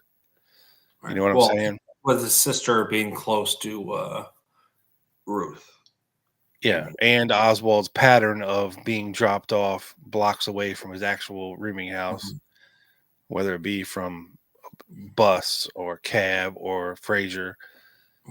It just seems like something he would do. He wouldn't get picked up and dropped off right in front of his rooming house because too many people would be all up in his business. I mean, it really depends on their relationship. I mean, I don't know. If he wasn't, again, you don't have nosy Earlene Roberts saying that some guy in his old piece of shit car was picking him up and dropping him off. That's true. That is very true. Yeah, you're right. So you're right. And I don't think she ever commented on how he got to work. And we know every day of the TSBD was marked with time cards and shit like that. Like, yeah, we really have no idea how he got to work. We have no idea. We do. We have 5 eyewitnesses. Well, you know what I mean? Like documentary idea. And we're talking, the HSCA was 15 years after the assassination. And all these guys had went on different paths in their life. None of them knew each other in the 70s. Like Harold Norman had went on to work somewhere else and moved somewhere else. And Jarman had went and worked and moved somewhere else. Gibbons had went and moved somewhere else. Shields had went and moved and lived somewhere else. and Roy Lewis had moved and lived and worked somewhere else. But yet in the 70s and for the HSCA, and they're all interviewed independently, and they all say the same thing. Why would they all lie about that? Just saying. Yeah, I mean, the only thing that I can kind of put two and two together, is that they had to really kind of edit his route home because they needed to fit him in the timeline to get to 10th and Patton in time to shoot Tippett. Yeah, and the Warren And that's Commission the only never part that asked them these questions. They never asked any TSBD employees these questions. That's why they didn't say anything then. But the HSCA thought there was something that smelled a little fishy about the Frazier story, and they were pursuing that angle, right? And because of their interview with Frazier, he may have said some things that were a little sus, like the whole, I'm standing out front of the steps, and I knew he had the rifle, and I thought to myself, oh my God, I don't want to be dragged into this, which would imply something totally different than the story that he's always told. And, he tried to evade him. He didn't want to talk to him. He'd been part of that book, Peter O'Toole did, right? The assassination tapes, and he concluded from his PST test that Frazier was lying about everything that he said. So the HSCA thought something was really suspect about him. That's why they were questioning these guys about him. Like, who was Oswald's friend? Who did he come to work with? How did he get to work? How did he get home? Yeah. And there you have it. And I got one more thing, Joe, before we go. Okay. And this is a fun one. So everybody, you'll like this. Buckle up. All right. Joe, say hello. Say hello to Tony. Tony Connell. You ready? Hi, Tony. This is Tony. Tony is a Lee Harvey Oswald lookalike. Okay? Tony is a hairstylist, presumably not gay, who works at Great Clips in Southwest Austin, Texas. Yeah. He is a funny little guy who looks a whole lot like Lee Harvey Oswald. Does he? Yeah, I think so. I mean, there's a resemblance. But... Just hold on a minute. Let me get through the story. Okay. Sorry. I had to ask Tony, does it help to pick up chicks? Implying that he's not gay. Oh, no. I've never used it that way, said Tony, who could become a stand-up comedian if he worked on it. It would be interesting. Hey, you got a thing for presidential assassins?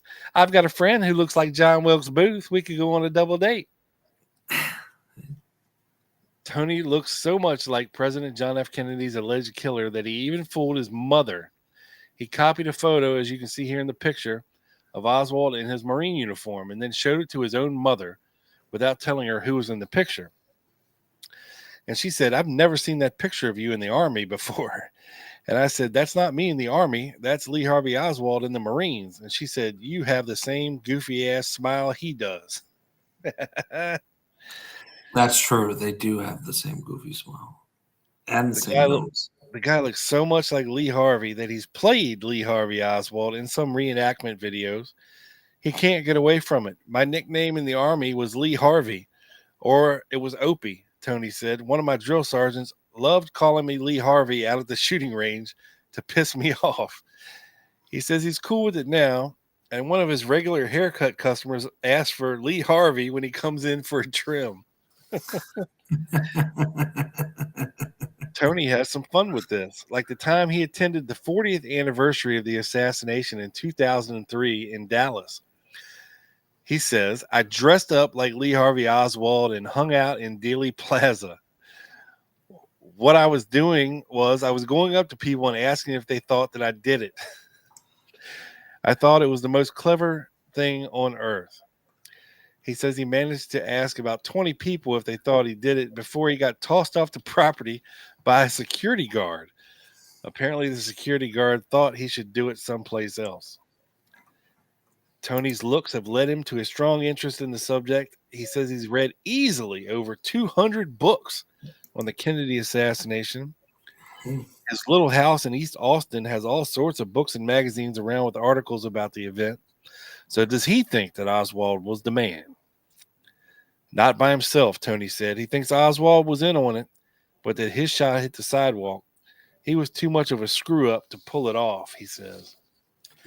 I asked Tony if he'd ever thought about becoming a Lee Harvey Oswald impersonator. And he says, nope. What would you do? He asked.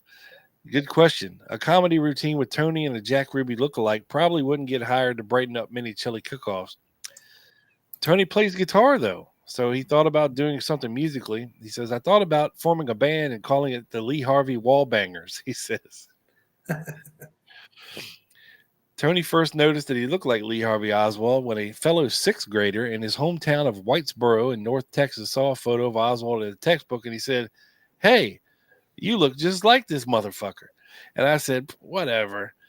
But these days, he's milking it. One of my favorite ones is to go to half-price books and read JFK assassination literature and see if anybody notices me doing it. So, yeah. Oh, that's great. And Trey might actually have the comment of the night here. And you should get this. If I'm going to get this, Rob, you should. Lee Harvey, you are a madman. When you stole that cow and your friend tried to make it with the cow, I want to party with you, cowboy. Two of us together, forget it. Do you know what that's from? I do not. That is from Stripes, Bill Murray. Oh, yeah. And there was a guy that was like kind of a psycho guy, and he was like, Lee Harvey, you are a madman. And yes. Trey will respect that, right? I think I got that right. Yeah. Well done. Yeah. And that's like an 80s movie. So you would think that would be before my time. It was. But no, I love that movie. But he does, as I looked at him as you were reading that, it came a little closer for me. But he was young there. I mean, Lee was like, what, 23, 24? He was young. But, yeah. Well, this kid was 28 at the time of the article. Oh, wow. Okay. But could you imagine at the 40th going there and seeing somebody look just like Lee Harvey Oswald going, do you think I did it? Do you think I killed the president? And then to get kicked out of Dealey Plaza, I mean, that takes something. Bro, it takes a lot to get kicked out of Dealey Plaza these days. Right.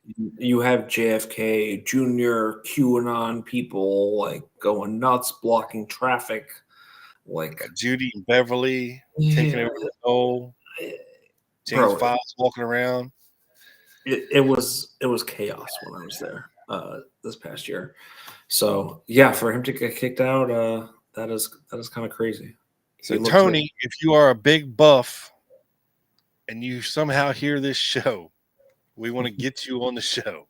Yeah. If anybody knows Tony in Austin, Tony Connell, the guy who looks like Lee Harvey Oswald, we want to get his ass on the show. So put us in touch at the Lone Gunman Podcast at gmail.com. And that's a fact, Jack. Yeah. That's another Stripes quote there. Great movie. One of the best. Well, thank you, Paul. Yeah, I mean, listen, when it comes to, we might have created more questions than answers, Rob, here on the show. Probably bang him, Mike.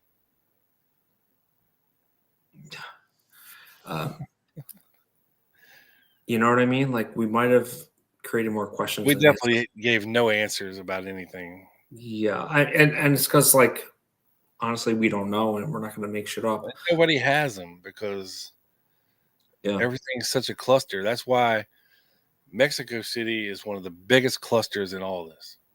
Yeah. To figure that out, good Mhm. luck.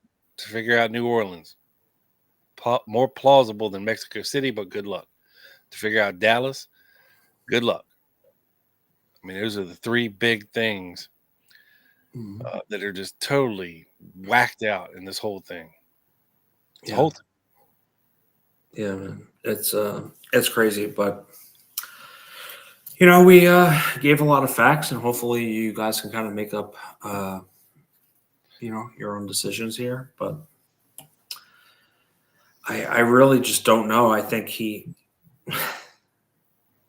Just stay I think the whole bus thing is completely in Dallas after the assassination is just doesn't make sense to me at all.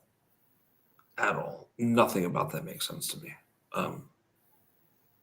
Yeah. So thanks for going down the rabbit hole with us, Yeah. folks. Let me also throw this out there, Joe. Down in the description for this video, there is a link if you would like to become a member of the channel. And join the elites and get yourself an extra show a week that we do on Wednesday nights just for members only. So if you'd like to support the show, you can do that. And the link is in the description. And we made it very easy for you.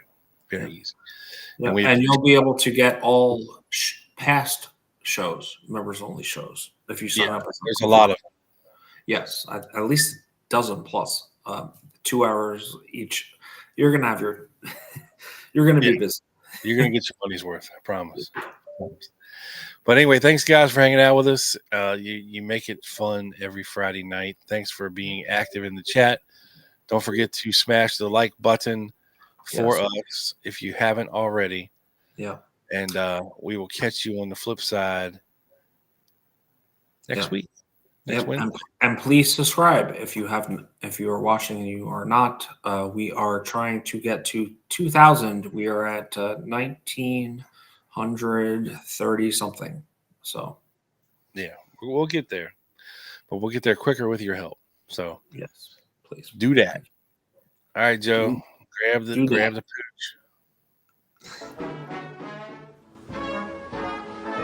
And her Burberry. Ruby, wake up, Ruby.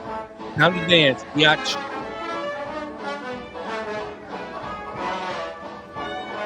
Oh God, with the Burberry sweater on.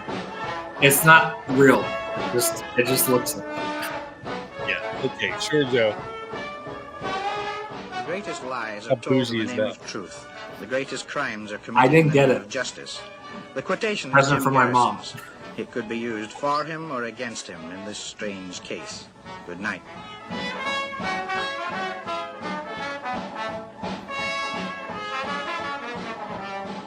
Riding the short bus, Robert.